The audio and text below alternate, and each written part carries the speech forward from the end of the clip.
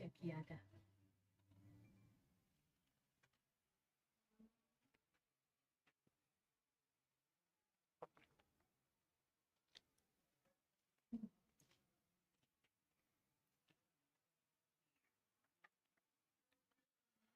Good afternoon, good afternoon, good afternoon भाई, good afternoon. क्या हाल है पब्लिक, कैसी है? Good afternoon, good afternoon, good afternoon. क्या हाल है भाई सब लोगों के? Good afternoon. मैं नाम पढ़ लेता हूं, मुझे नाम दिखाई नहीं दे रहे हैं। अवनी गुड आफ्टरनून, अनुराग, युवराज, शुभम, आदर्श, अंशुल, सैफ गुड आफ्टरनून बेटा, good afternoon, good evening, good evening, good evening. Anshul good evening, hello hello hello, कैसे हो भाई सब लोग? Good evening, good evening. क्या हाल है भाई सब लोगों के? Good evening, good evening. बहुत सारे बच्चे हैं। विराट, वर्षा, लॉर्ड, गुड इवनिंग बेटा। आलोक झा गुड इवनिंग। श्रद्धा अग्रवाल गुड इवनिंग बेटा। प्रकाश हेलो हेलो, क्या हाल है? Rajesh, Sagar, Alok, Bhumi good evening, good evening, hello hello. Mubassir good evening. Arun, ANM, Shaurya, physics, Pratik, तुम लोग के तो नाम भी खतरनाक हैं। गुड इवनिंग बेटा, गुड इवनिंग। क्या हाल है भाई सब लोगों के? कुछ लोग तो ऐसा नाम रखते हैं जो पढ़ने में नहीं आ रहे हैं। गुड इवनिंग बेटा, गुड इवनिंग। अरे यार, अच्छे खासे इतने प्यारे नाम माँ बाप ने रखे हैं, वही नाम रखा करो। रिया गुड इवनिंग बेटा, गुड इवनिंग। अमित, अंकित गुड इवनिंग बेटा। अनुज, नवनीत, पीयूष, सृजन good evening, good evening, good evening. क्या हाल है पब्लिक के? हाँ तो तैयार हो भाई? अरे सर, छोटी क्लास के बच्चे हैं, कहाँ आप भी इतनी मेहनत करवाएंगे? देखो, 2 क्लास तो तुमने कर ली है ना? 2 क्लास तुम्हारी हो गई हैं, और तुम्हें एक आइडिया तो लग गया है कि नहीं, ये आइडिया नहीं लगा होगा कि पढ़ना कितना है। आपको समझ रहा, आपको आपको कितनी मेहनत करनी है और आपको किसी चीज को समझने में कितना जोर लगाना पड़ेगा, इस चीज का भी आपको आइडिया नहीं लगा है ना? ये तो आप जानते हैं, क्योंकि सर अभी तो शुरुआत ही नहीं हुई है सर। अभी तो सिर्फ सिर्फ सिर्फ सिर्फ सर हल्का सा मामला हमारे सामने आया है। धीरे धीरे करके जब चीजें फैलेंगी सर, धीरे धीरे सब्जेक्ट चलेगा sir, subject, physics, maths, chemistry, तो ऐसे में सर तब असलियत सामने आएगी। तो अभी तो हालात बहुत साफ है और अभी तो बड़ा कूल है सर। हम तो 10th के स्टूडेंट्स हैं, अभी पास हुए हैं सर। बड़ा समझ रहे, छोटे बच्चे हैं और हल्की फुल्की पढ़ाई करके हमारा 10th क्लियर हुआ है सर। और 10th में हमें बहुत ज्यादा पढ़ने की जरूरत भी नहीं पड़ी। इनफैक्ट अब तक सर हम 15, 16, 14 साल के हो चुके हैं सर, हमें कभी भी इतनी पढ़ाई की जरूरत महसूस ही नहीं हुई। और इसमें तुम्हारी कोई गलती नहीं है यार, है ना? इसमें तुम्हारी कोई गलती नहीं है, क्योंकि जितनी जरूरत थी तुमने उतना कर लिया।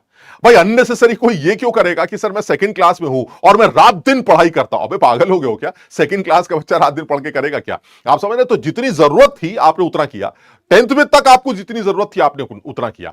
इसलिए यह कहना गलत है कि अब आपको कुछ कमाल करना है। कमाल नहीं करना है, अब आपकी जरूरतें बढ़ जाएंगी, इसलिए आपको ज्यादा करना है। यानी अगर वो बच्चा इतना समझदार है कि वो अपने शुरू से लेके अब तक के करियर में, अब तक की जर्नी में वो वैसा करता रहा जैसा जैसा जरूरत पड़ती रही, तो फिर उस बच्चे के लिए कुछ नया नहीं है यार। समझ रहे बात को? ये सब बेकार की बातें हैं कि 11th में ये कर देते हैं, इतना करना पड़ता है, पहला चैप्टर इतना बड़ा होता है, पता नहीं क्या क्या। अरे कुछ नहीं है सर, हमारी आदत है जैसे जैसे हम आगे बढ़ते जाते हैं, हम अपनी जरूरतों को एहसास करते हैं और उसके अकॉर्डिंगली एक्ट करते हैं सर, उसके अकॉर्डिंगली हम मेहनत करते हैं। ये हमने डिसाइड कर रखा है सर। तो जब हम 11वीं में आएंगे, 11th करेंगे, तो हमें माहौल समझ में आ जाएगा सर। जब हमें समझ में आने लगेगा कि सर यहां तो बवाल मचा पड़ा है, सर यहां तो ये खतरनाक बातें चल रही हैं, तो ऐसे में सर हम अपने आप को इसी तरह से ढाल लेंगे कि अब जरूरत ज्यादा की है तो हमें ज्यादा करना पड़ेगा। जब तक कम की जरूरत थी हमने तब तक कम किया।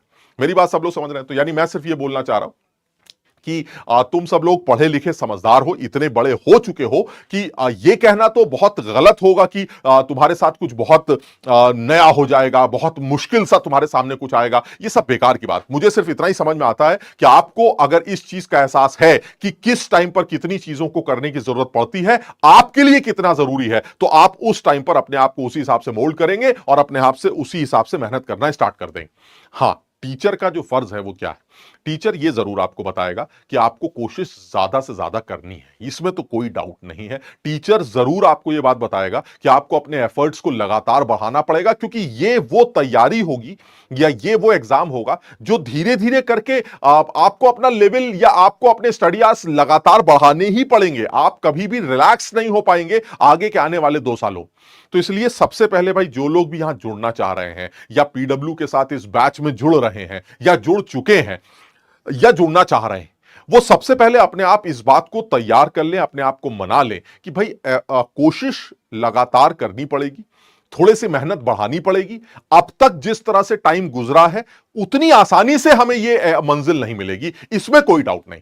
मेरी बात सब लोग समझ रहे हैं। तो इसलिए जो है सब लोग थोड़ा सा जोर जरूर लगाएंगे भाई। हम लोग जो भी तुम्हारी मैथ्स की भी क्लास हो चुकी है, फिजिक्स की भी क्लास हो चुकी है, टीचर्स ने तुम्हें इस बात को समझाया भी होगा कि भाई देखो छोटे स्टूडेंट हो, दिमाग में बहुत अनसर्टेनिटी सी रहती है कि यार न जाने क्या हमारे सामने आने वाला है अगले 2 सालों में, क्योंकि तुम छोटे हो, तुम्हें नहीं पता कि आगे क्या होने वाला है। भाई जब जब जब, जब बच्चा फोर्थ में था तो उसको एक आइडिया रहता है कि भाई फिफ्थ में क्या हो जाएगा सर, इसी से 2-4 पन्ने और बढ़ जाएंगे और क्या हो जाएगा सर, अब हम मल्टीप्लिकेशन सीख रहे हैं डिवीजन आ जाएगा, डिवीजन सीख रहे हैं तो अब सब्ट्रैक्शन आ जाएगा। समझ रहे बात को, उसको आइडिया है कि आगे क्या हो सकता है। लेकिन 10th के बाद बच्चे को इस चीज का आइडिया नहीं होता कि उसके साथ अचानक क्या होने वाला है या अचानक आने क्या वाला है। तो वो जो अनसर्टेनिटी दिमाग में रहती है उसकी वजह से बच्चा हमेशा पजल्ड रहता है। और जब चीजें चल रही होती हैं, जब चीजें पढ़ाई जा रही होती हैं, जिस टाइम पर उसको फुल कॉन्सेंट्रेशन के साथ इन्वॉल्व होना पड़ता है, उस टाइम पर उसका दिमाग जो है इन्हीं सब चीजों में लगा रहता है कि यार आगे और भी आ जाएगा, अभी तो बहुत सारे चैप्टर्स होंगे,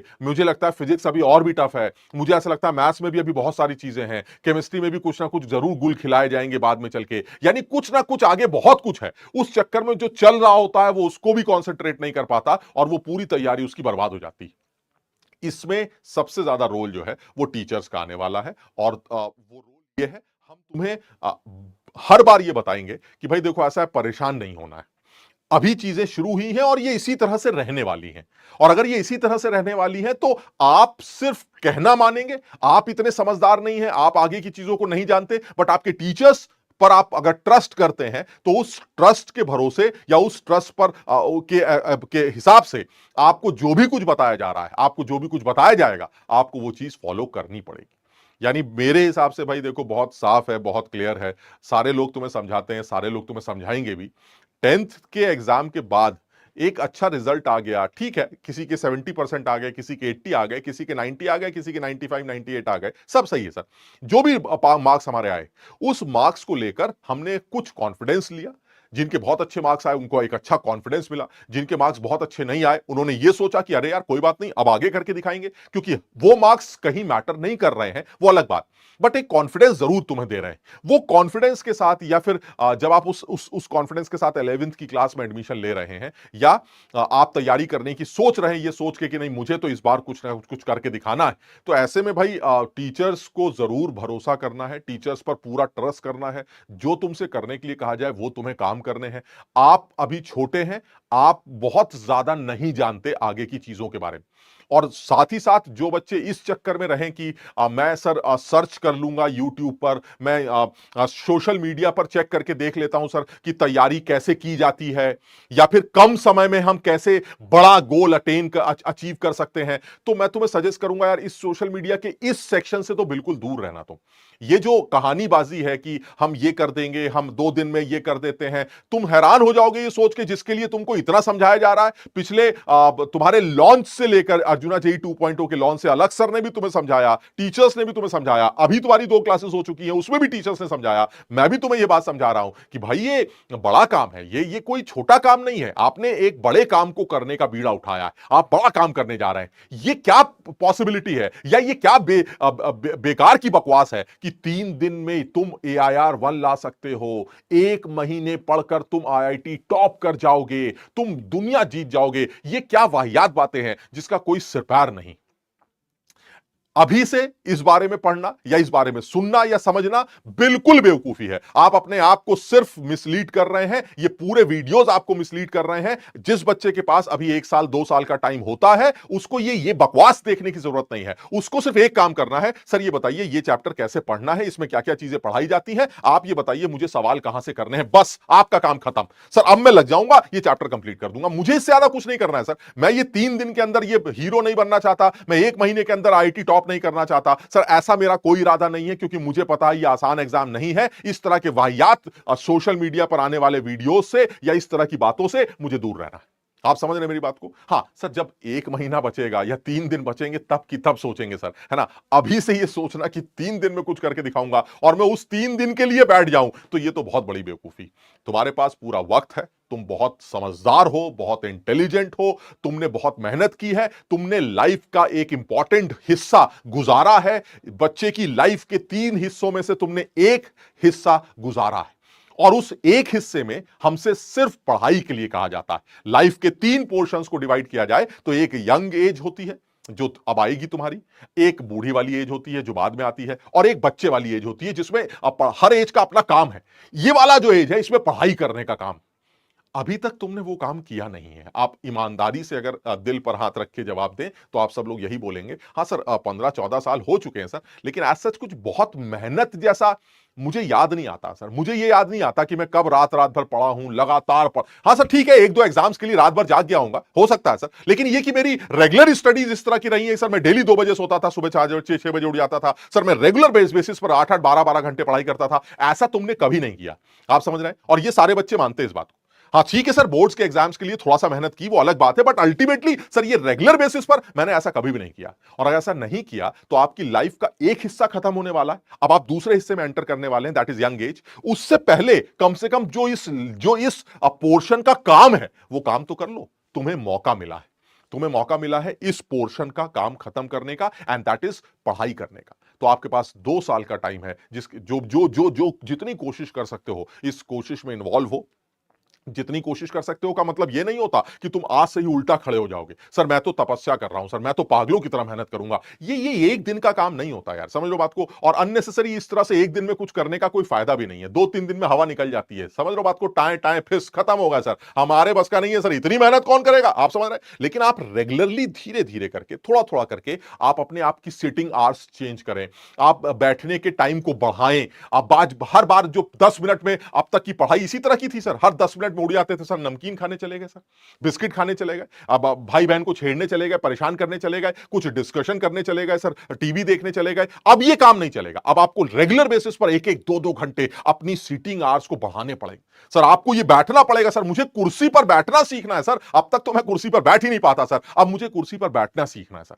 इसके लिए कुछ समय गुजरेगा, कुछ टाइम निकल जाएगा, कुछ दिन कुछ महीना गुजर जाएगा, सिर्फ बच्चे को इस चीज के लिए तैयार करने के लिए कि ये तेरी जगह है, तुझे यहां बैठकर 1-1 2-2 3-3 घंटे लगातार बैठ के पढ़ाई करनी पड़ेगी, इस बात को सिखाने में टाइम निकल जाता है।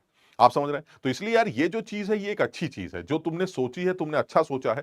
आसान काम तो नहीं है, तुम भी इस बात को जानते हो। बहुत सारे ऐसे तुम्हारे दोस्त होंगे, बहुत सारे ऐसे जानने वाले होंगे जो इस डिसीजन को ले ही नहीं पाए क्योंकि उनके अंदर इतनी हिम्मत ही नहीं थी कि वो ये काम कर सकते।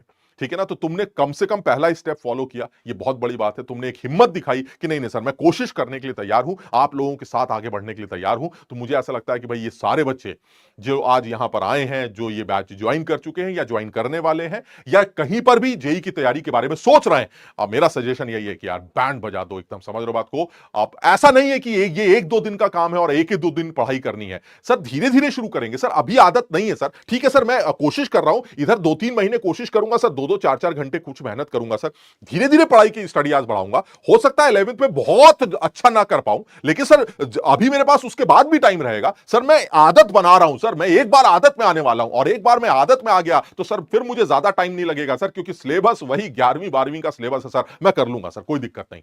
तो इसलिए सब लोग अपने आप, सबसे पहले अपने आप से ये बात पूछें कि क्या वो धीरे धीरे करके जरूरत के हिसाब से अपने आप को चेंज करेंगे, जिस तरह से उन्होंने अब तक चेंज किया है। अगर जरूरत लगती है तो क्या आप अपनी पढ़ाई को और बढ़ाएंगे, अगर और जरूरत लगती है तो क्या आप और बढ़ाएंगे। अगर आप ये काम करेंगे धीरे धीरे करके, आप एक अच्छा स्कोर हासिल करेंगे और एक अच्छी जगह आप पढ़ने चले जाएंगे।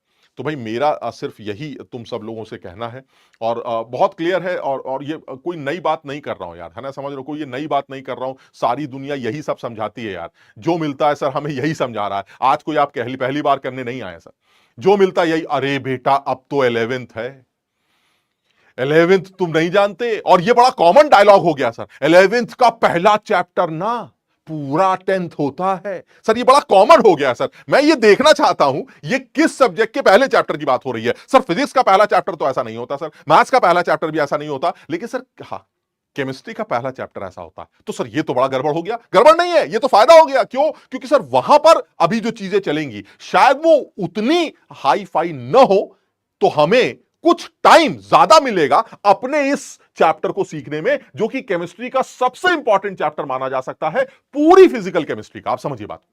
तो सर इसके अंदर इसका मतलब बम फूटते। अब देखो, मैं ये तो नहीं कहूंगा बम फूटते, बट इसके अंदर चीजें बहुत सारी हैं। तो इसका मतलब यह हुआ सर, उन सारी चीजों को समझकर उनकी प्रैक्टिस करने में मुझे टाइम चाहिए होगा। सर वो टाइम मुझे फिजिक्स मैथ्स में भी चाहिए होगा, लेकिन पैरेलली फिजिक्स मैथ्स में अभी कुछ चीजें थोड़ी सी हल्की चलेंगी, तो सर मैं कुछ टाइम चुरा कर यहां लगा सकता हूं। सर जब वो लोग ज्यादा टाइम की डिमांड करेंगे तो उस टाइम पर सर आप थोड़ा हल्के हो जाइएगा। जब आपका सब्जेक्ट हल्का चल रहा होगा तो वो टाइम चुरा कर उनको दे दूंगा। यानी सर मैं समझदारी से कुछ काम करके, कुछ जुगाड़बाजी करके सर मैं अपना काम चलाऊंगा। और यही तरीका है एक स्टूडेंट का। जब दोनों जगह, तीनों जगहों पर मुश्किल चीजें चलेंगी तो भी सर मैं कुछ ना कुछ जुगाड़ लगाऊंगा। सर मैं कोशिश करूंगा, सर कोशिश नहीं छोड़ूंगा। तो जो बच्चे तैयार हैं वो सबसे पहले जल्दी से एक बार थम्स अप बना दें, या फिर कुछ तुम्हें पता ही है हमारे केस में बच्चे जनरली क्या करते हैं। तो मेरे केस में जो बच्चे करते हैं वो एक बार वो करके दिखा दो फटाफट, और फिर हम उसके बाद फटाफट बातों को आगे बढ़ाएंगे और काम शुरू करेंगे। तो जल्दी से तैयार हो जाओ, जल्दी से कोशिश करते हैं, मेहनत करते हैं और जोर लगाते हैं, जोर लगाते हैं। मैं अपने बारे में तुम्हें बता देता हूं, मेरा नाम फैसल रजाक है। जो बच्चे मुझे नहीं जानते हैं मैं उनको बता दूं, पिछले 23 सालों से जेई की तैयारी के लिए बच्चों को तैयार कर रहा हूं, बच्चों को पढ़ा रहा हूं। बहुत सारे ऐसे बच्चे हैं, लाखों बच्चे ऐसे हैं जिनको पढ़ाया है, जिनमें से बहुत सारे बच्चे ऐसे हैं जिन्होंने मेरे साथ लग कर मेहनत की है और एक अच्छा रिजल्ट हासिल किया है। बहुत सारे ऐसे बच्चे हैं जो बहुत बड़ी बड़ी कंपनीज में इस टाइम जॉब कर रहे हैं, अच्छी अच्छी जगहों पर काम कर रहे हैं। उन सब से अभी भी बातचीत होती है, मुलाकात होती है। ये सब सोचकर बड़ा अच्छा लगता है कि यार ये वही बच्चे हैं जो बेचारे हमेशा घबराए थरथराए से घूमा करते थे। सर अब क्या करेंगे सर, अब 11th में आए हैं सर, हमसे ये नहीं हो रहा है सर, हम कैसे करें सर, ये सवाल नहीं निकलता, वो चैप्टर समझ में नहीं आता सर, ये सब्जेक्ट समझ में नहीं आता। ये सब वही घबराए लोग, और सर अल्टीमेटली आज देखिए सर रिजल्ट भी आया है सर, घूमने भी गए हैं, पढ़ने भी गए हैं सर, मजा आ गया एकदम। तो ये तुम सब वही लोग हो यार, है ना। और तुम में से बहुत सारे बच्चे एक अच्छी जगह पढ़ने जाएंगे, इसमें कोई शक नहीं है। और करेंगे लेकिन वही, या कर वही पाएंगे जो अच्छी मेहनत करेंगे यार। तो मेहनत जरूर जरूरी है।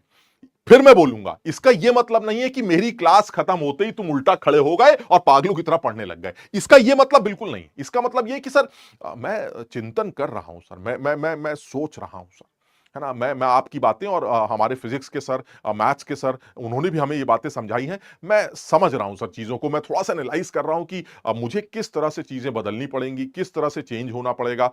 थोड़ा सा करूंगा सर, 1 महीने बाद थोड़ा और करूंगा सर। हो सकता है कि 11th के कुछ चैप्टर मेरे बहुत अच्छे तैयार ना भी हो पाए। ऑब्वियस है सर, मुझे स्कूल का भी काम देखना है, आपका भी काम देखना है, जो बच्चे स्कूल जाते हैं उनको हर सारा काम देखना है। तो जरूरी नहीं है कि मैं टॉप पर रहूंगा सर, हर बच्चा टॉप पे नहीं होता सर। कुछ चीजें कम हो सकती हैं, कुछ चीजें बढ़ सकती हैं, ठीक है। मैं फिर उसी हिसाब से 12th में अपने आप को संभालूंगा सर। मुझे ऐसा लगता है कि अगर मैं तमीज से काम करूं तो 2 सालों में कुछ अच्छा अपने लिए कर लूंगा। समझ रहे हो। चलिए बहुत बढ़िया।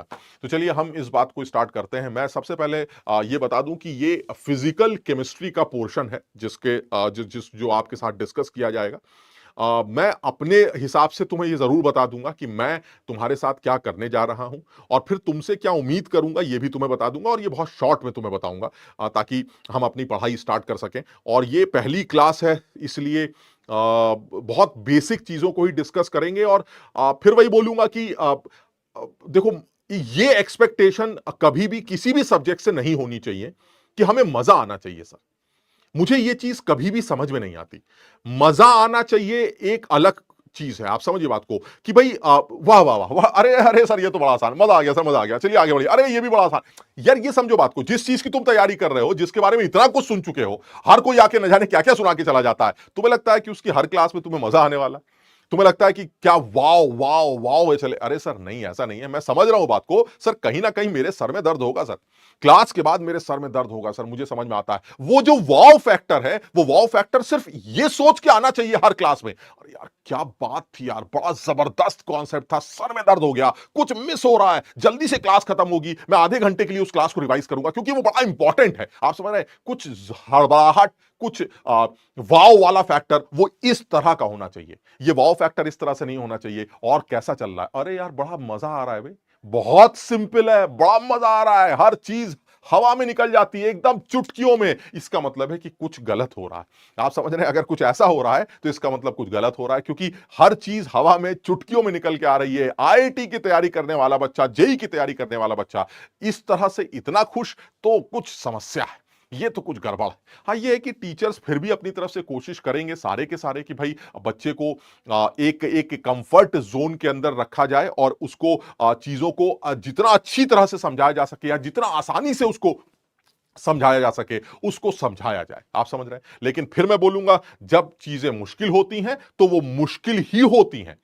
ये टीचर कोई जादूगर नहीं होते कि उस मुश्किल चीज को ऐसे पेश करेंगे आपको, अरे सर ये तो हलवा है, ये तो बिल्कुल आप सेकंड क्लास के बच्चे को समझा दीजिए वो भी समझ जाएगा। ऐसा नहीं यार, जो चीजें समझने वाली हैं, जो दमदार हैं, उसके लिए टीचर आपको पहले ही बोल देगा कि भाई देखो ऐसा है, अब मजाक से काम नहीं चलेगा, आपको 2 क्लासेस में जोर लगाना पड़ेगा, तब आपको यह बात समझ में आएगी। और टीचर भी पूरी कोशिश करेगा, आपको भी कोशिश करनी पड़ेगी। अब आपको अगर वो बात समझ में आ जाती है, तब आपको समझ में आएगा, अरे यार ये था यार, ओ माय गॉड, इसके लिए परेशान हो रहा था यार, ये वाकई में जबरदस्त कॉन्सेप्ट है सर, अब मजा आया। ये जो वाव फैक्टर है ना, ये वाव फैक्टर कुछ इस टाइप का होना चाहिए। तो इसलिए सब लोग एटलीस्ट हमारी क्लास में या मेरी क्लास में सबसे पहले इस बात को ध्यान रखेंगे, हम जो बहुत जो जो भी क्लासेस हमारी चलेंगी या जिस क्लास जो भी हम कर रहे होंगे, उस क्लास में बहुत ज्यादा कोशिश करेंगे कि क्लास इंटरटेनिंग रहे, है ना, क्लास में मजा आता रहे, ठीक ठाक चलता रहे। बट यार वो उसमें एफर्ट्स पूरे होंगे यार, बात समझ रहे हैं। बहुत ज्यादा हम टाइम बर्बाद नहीं करेंगे, बहुत ज्यादा कुछ इधर उधर की बातें करना, हर सिर्फ सारी बातें सिर्फ एक चीज से रिलेट करेंगे। और जो बच्चे मुझे जानते हैं वो इस बात को एग्री भी करेंगे। तुम में से अगर कोई बच्चा कभी कभी पढ़ा हो, क्लास में हम बेसिकली 2 तरह के डिस्कशन करेंगे, या तो वो सब्जेक्ट से रिलेटेड होगा या वो मोटिवेशन से रिलेटेड होगा, जो बच्चे को मोटिवेट किया जाएगा। बीच में जो 2-4 मिनट की कुछ इधर उधर की बातें हो सकती हैं, अदरवाइज कोशिश, और ये सारे टीचर्स यही करते हैं, है ना, कुछ ऐसा नहीं है, सारे टीचर्स यही करते हैं, हर किसी का करने का अपना तरीका होगा। तो बच्चे को ओवरऑल जो फायदा है वो तभी मिलेगा जब वो ठीक ठाक सा मोटिवेटेड रहे, उसको पता हो कि उसको क्या करना है, साथ ही साथ उसको सब्जेक्ट में इंटरेस्ट बना रहे। और ये काम हम लोग जरूर करने की कोशिश करेंगे। क्लियर है? तो मैं 2 मिनट के अंदर तुम्हें ये बता दूं कि मैं क्या करने जा रहा हूं, और ये मैंने अपने बैचेस में इस तरह से बताना शुरू किया है अभी हाल फिलहाल में, कि भाई मैं जो कर सकता हूं वो तुम्हें बता रहा हूं। मैं इससे ज्यादा बहुत ज्यादा मुझसे एक्सपेक्ट मत करना। जो मैं ये कर सकता हूं वो ये कर सकता हूं, और ये तुम्हारे लिए जितना भी बेनिफिशियल होगा वो तुम्हें अपने आप समझ में आएगा। हाँ, जो बच्चे जानते हैं वो इस बात को समझ रहे हैं। क्या लिखना चाह रहा हूं मैं वो आपको एक बार बता देता हूं। जो पहला पॉइंट है मेरा वो ये है कि हम हर कॉन्सेप्ट को माइन्यूट डिटेल के साथ समझने की कोशिश करेंगे। बिल्कुल सही है, मेरी कोशिश हमेशा से ये रहेगी कि हम हर कॉन्सेप्ट को बहुत माइन्यूट डिटेल के साथ पढ़ने की कोशिश करेंगे। इससे फायदा ये होगा कि बहुत ज्यादा जगहों पर मुझे रटना नहीं पड़ेगा। मतलब बहुत सारी चीजें ऐसी जो मुझे लगती है रटने वाली हैं, मैं उसको अवॉइड करूंगा, यानी मैं उसको रटाने से अवॉइड करूंगा। और ये बात तुम्हें इसी चैप्टर में समझ में आ जाएगी। अगर कोई जानता होगा तो वो देखता होगा कि जब भी कभी कोई कमेंट आते हैं उसमें कुछ ऐसे डायलॉग्स होते हैं मेरे, वो डायलॉग्स इसलिए नहीं होते कि वो एक जनरल डायलॉग, वो डायलॉग पढ़ाई से रिलेटेड, टंकी, बर्तन की आवाज, एक लाइन अंग्रेजी की, अगर तुमने कभी नाम सुने हो, ये सब हमारे चैप्टर से रिलेटेड और टॉपिक से रिलेटेड वर्ड्स है, टॉपिक से रिलेटेड लाइंस है। सर ये इस तरह से बनाई गई है कि बच्चे को याद नहीं करना है सर, वो एक लाइन अंग्रेजी की लिखिए, आपका आंसर आ जाएगा, बात खत्म सर, ज्यादा लोड नहीं लेना है सर। बर्तन की आवाज सुनिए, आपको सोल्यूशन की पीएच समझ में आ जाएगी सर। आपको बर्तन की आवाज सुननी आनी चाहिए, वो आवाज कैसे सुनी जाती है वो सिखाया जाएगा, रटाया नहीं जाएगा। अगर आपने वो सीख लिया तो आपका काम आसान हो जाएगा। यानी कहने का मतलब ये हुआ, मैं अपनी तरफ से हर माइन्यूट चीज को डिस्कस करने की कोशिश करूंगा, जिसमें अवॉइड करूंगा कि ये रट लो। हाँ, ये जरूर कहूंगा कि भाई जब रटने के लिए कहा जाए तो रट लेना। आप समझ रहे बात को, क्योंकि आपने मुझ पर पूरा ट्रस्ट दिखाया है। तो अगर मैं आपसे ये कहता हूं कि भाई चक्कर में मत पड़ो यार, इसको याद कर लो, ये अच्छा फॉर्मूला है, इस इक्वेशन को याद रखोगे तो काम चलेगा, बड़ा मजा आएगा, आगे कभी जब आएगा तो तुम्हें मेरी ये बात याद आएगी। तो तुम उस चीज को, अगर कहा जा रहा है कि भाई इसको याद रखना है, तो इसको याद रखना है।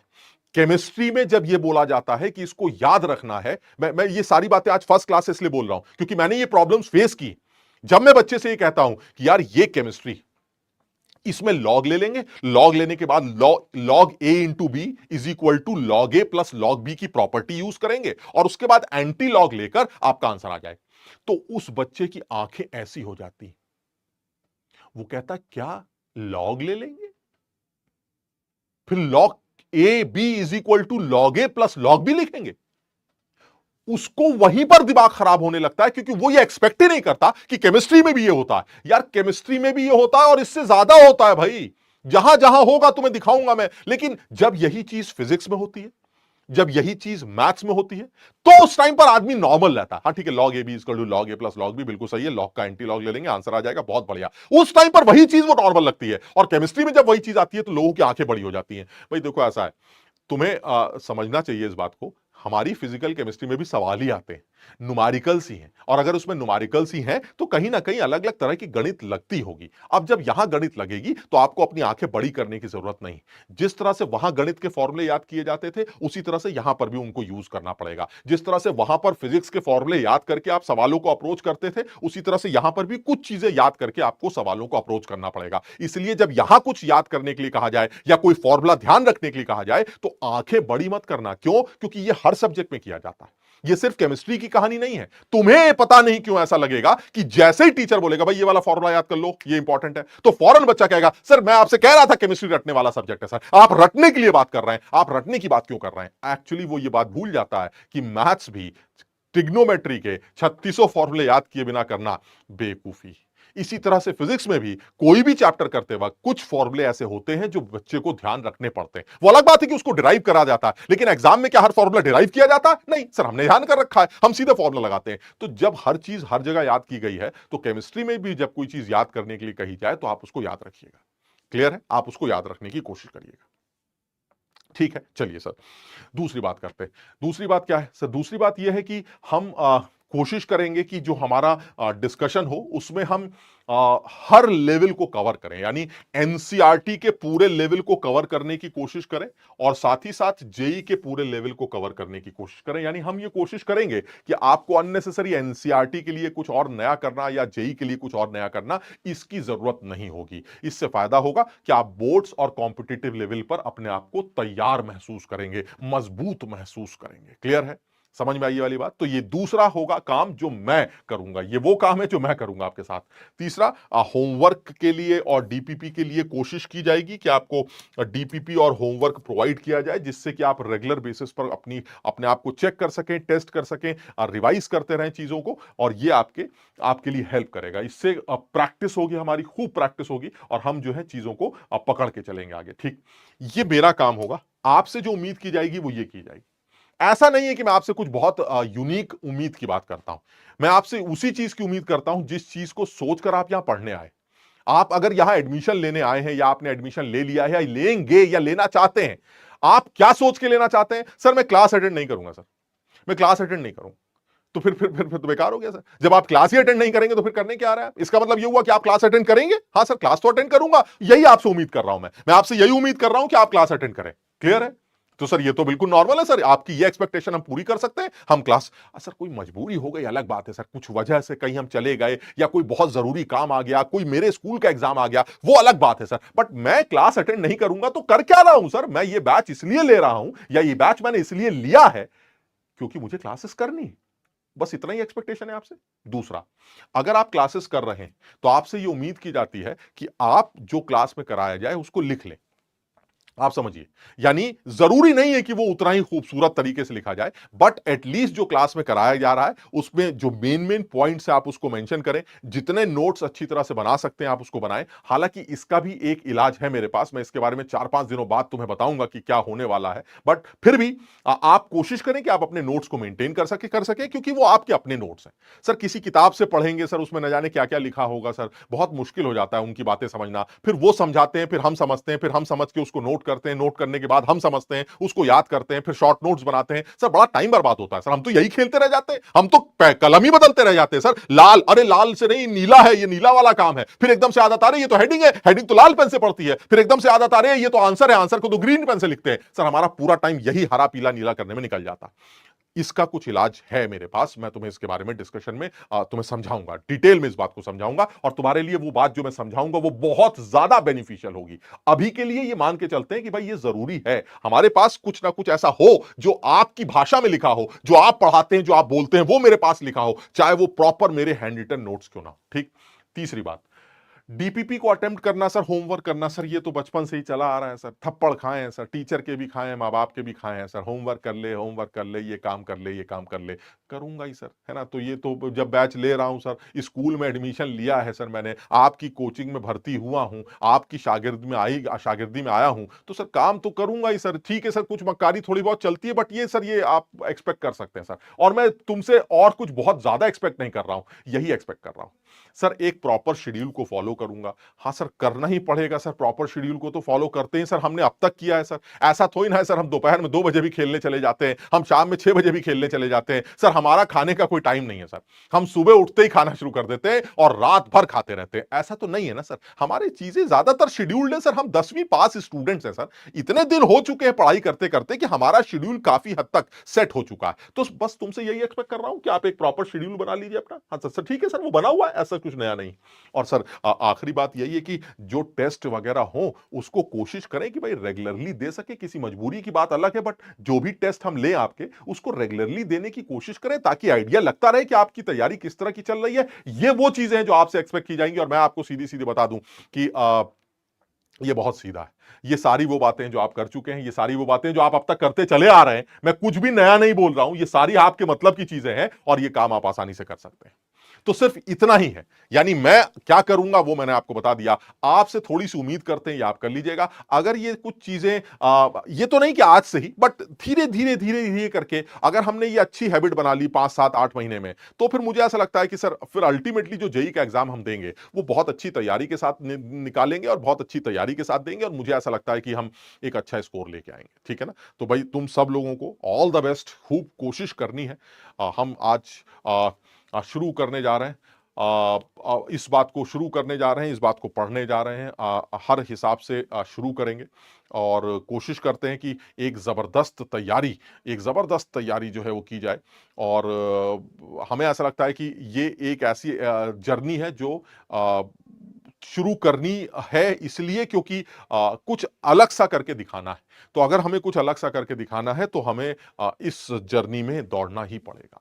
तो चलिए हम शुरू करते हैं आज का हमारा पहला चैप्टर। तो क्या तुम सब लोग तैयार हो? हमारा पहला चैप्टर फिजिकल केमिस्ट्री का, जिसको कहा जाता है कि ये पूरे 10th के बराबर है, और ये फिजिकल केमिस्ट्री का सबसे इंपॉर्टेंट और मुश्किल चैप्टरों में गिना जाता है। बच्चे बड़ा झेलते हैं, परेशान होते हैं। तो ठीक है ना सर, अब ये सब चीजें अगर आपने पहले ही समझा दी हैं कि भाई दर्द होगा, है ना, झेलेंगे, परेशान होगे, तो सर जब परेशानी आएगी तो हम समझ जाएंगे। आपने तो समझाया ही था, परेशानी तो आनी है, ऐसा क्या रोना है। परेशानी तो आपने बता ही दी थी सर कि दर्द तो होगा, तो सर ठीक है, दर्द हो रहा है, अब और क्या कर सकते हैं, करते हैं सर, करते रहेंगे। अब ये होता कि सर आपने कहा था बड़ा हल्का चैप्टर है, यहां तो बैंड बजी पड़ी है, ना ना ना, ऐसा हम नहीं कह रहे।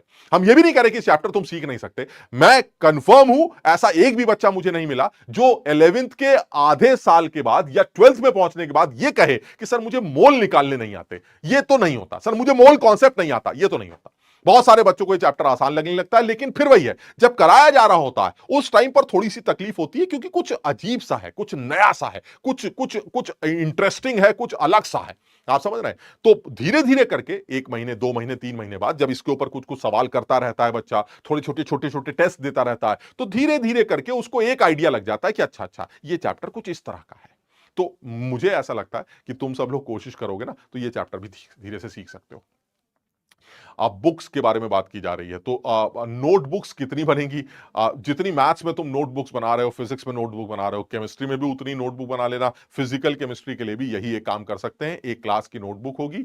आप प्रैक्टिस के लिए अपनी एक रफ कॉपी ले सकते हैं, क्लास की नोटबुक में आप वो चीजें नोट कर सकते हैं जो टीचर आपको नोट करवा रहा है, या फिर आप चाहें तो सवालों की प्रैक्टिस भी अपनी इसी कॉपी पे कर सकते हैं। एक होमवर्क की कॉपी एक अलग बनाई जा सकती है, जिस पर सवाल आप सॉल्व करेंगे। आप बाकी एज सच कुछ बहुत नया या बहुत कुछ करना नहीं है यार, मतलब समझ लो नोटबुक सब कुछ सर इधर है सर, सब कुछ इधर है सर, अंदर से आवाज आएगी सर, ये कॉपियां कुछ नहीं बताने वाली सर, अंदर से आवाज आएगी तुझे ये चैप्टर आता है तो आता है सर, बात खत्म सर। अब क्या कॉपियां क्या, लेकिन फिर वही है सर, प्रैक्टिस तो करनी है, तो हाँ प्रैक्टिस करनी है, उसके लिए आप अपनी कॉपी तैयार कर लीजिए, रफ कॉपी ले लीजिए, फेयर कॉपी ले लीजिए, आपको जैसा तैयार करना है वैसे तैयार करिए। हाँ ये जरूर है सर, कम से कम आपकी जो पढ़ा रहे हैं आप वो, और जो मैं कर रहा हूं वो सर, वो थोड़ा सा अलग होना चाहिए। अलग इन द सेंस कि सर कभी मुझे लगे कि यार वो क्या बताया था तो मैं पन्ने ही पलटता रह गया कि यार मैंने यहां लिखा था कि वहां लिखा था, ऐसा नहीं होना चाहिए सर। आपने जो बताया था वो मेरा यहां है, और जो मैं काम कर रहा हूं वो यहां पर है।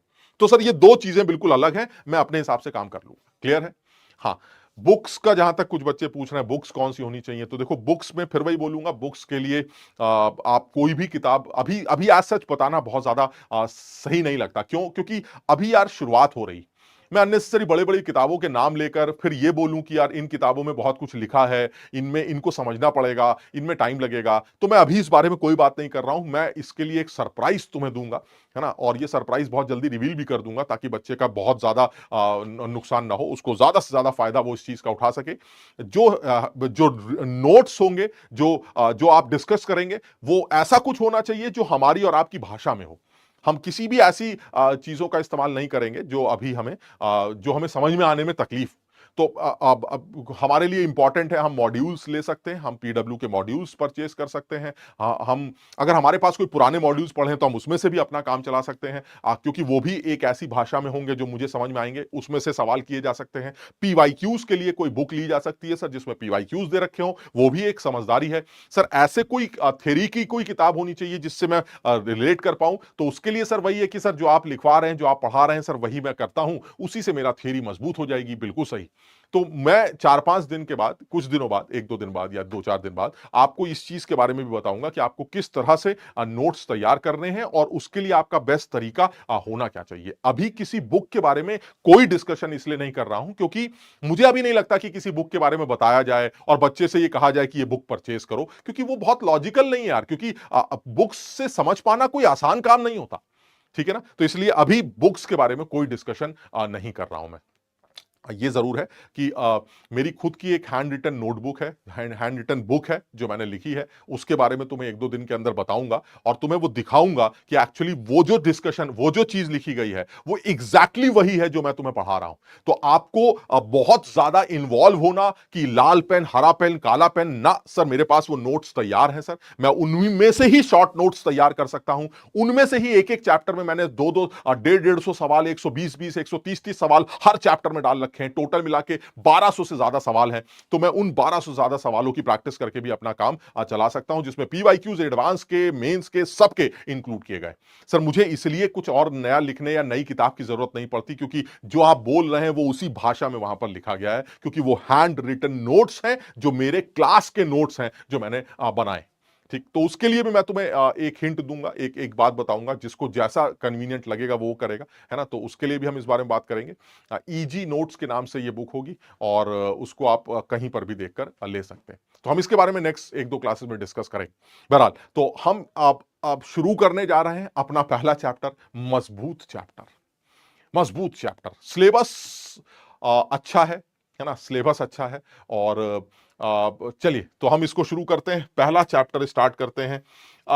जो पहला चैप्टर है इसमें एज सच देखा जाए तो बहुत इंपॉर्टेंट बातें शुरू होती हैं, और मुझे ऐसा लगता है हमें शुरू भी वहीं से करना चाहिए। लेकिन यार ऐसा होता है ना, जैसे 10th के बाद एकदम से सर आपने इंजेक्शन ही लगा दिया, सर हमारी तो बैंड ही बज गई, तो उस इंजेक्शन को लगा के पहले तुम्हें जो है ना पानी वानी पिला के बकरे को तैयार किया जा रहा है। अरे भाई ऐसे ऐसा तो मस्त रहो, परेशान ना हो, तुम्हें अभी समझो सहलाया जा रहा है, पुचकारा जा रहा है, क्योंकि अभी तुम 10th के बाद आए हो तो अचानक तुम्हें जो है बवाल नहीं दिखा सकते। लेकिन फिर भी तुम अपने दिमाग में बात रखना, इस चैप्टर का जो मेन पोर्शन है ना, वो वाकई में इतना इंपॉर्टेंट है, जो कि पूरी फिजिकल केमिस्ट्री में इस्तेमाल होने वाला है, पूरी फिजिकल केमिस्ट्री। तो इसीलिए, और वो इंपॉर्टेंट डिस्कशन धीरे धीरे करके तुम्हारे सामने आएगा। हम अपने लेवल को एक एक करके इंप्रूव करेंगे। जैसा बताया गया था, जीरो लेवल से, जैसे बहुत सारे बच्चों के सवाल आते हैं, सर क्या बेसिक से पढ़ाओगे? तुम्हें पता है बेसिक क्या होता है? तुम जानते हो व्हाट इज बेसिक? तुम कैसे कहते हो कि सर आपने बेसिक से पढ़ाया है या आपने बेसिक से नहीं पढ़ाया है? तुम्हें क्या पता चलता? भाई जो चीज मुझे समझ में नहीं आती ऐसा लगता है टीचर ने बेसिक से नहीं पढ़ाया, और जो चीज मुझे समझ में आ जाती है ऐसा लगता है अरे वाह क्या टीचर है, बिल्कुल जीरो लेवल से पढ़ा रहा है। ये तुम्हारे ऊपर डिपेंड करता है, तो इसलिए जोर लगाना यार, कोई चीज कम समझ में आए तो उसको कोशिश करके खुद से समझने की कोशिश करना। जितना ज्यादा खुद से कोशिश करोगे समझने की, तुम्हें उतना ज्यादा फायदा हो। ठीक है ना? तो चलिए हम शुरू करने जा रहे हैं भाई। हम अपनी सबसे पहली बात शुरू करने जा रहे हैं कुछ बेसिक टर्म्स के साथ, इस बात को डिस्कस करते हैं। कुछ बेसिक टर्म्स के साथ इसको डिस्कस करने की कोशिश करते हैं, और बहुत ही इंपॉर्टेंट और बहुत सीधी बातें डिस्कस करने जा रहे हैं। और वो सबसे पहली बात हमारे सामने निकल के आती है, वो है मैटर क्या होता है।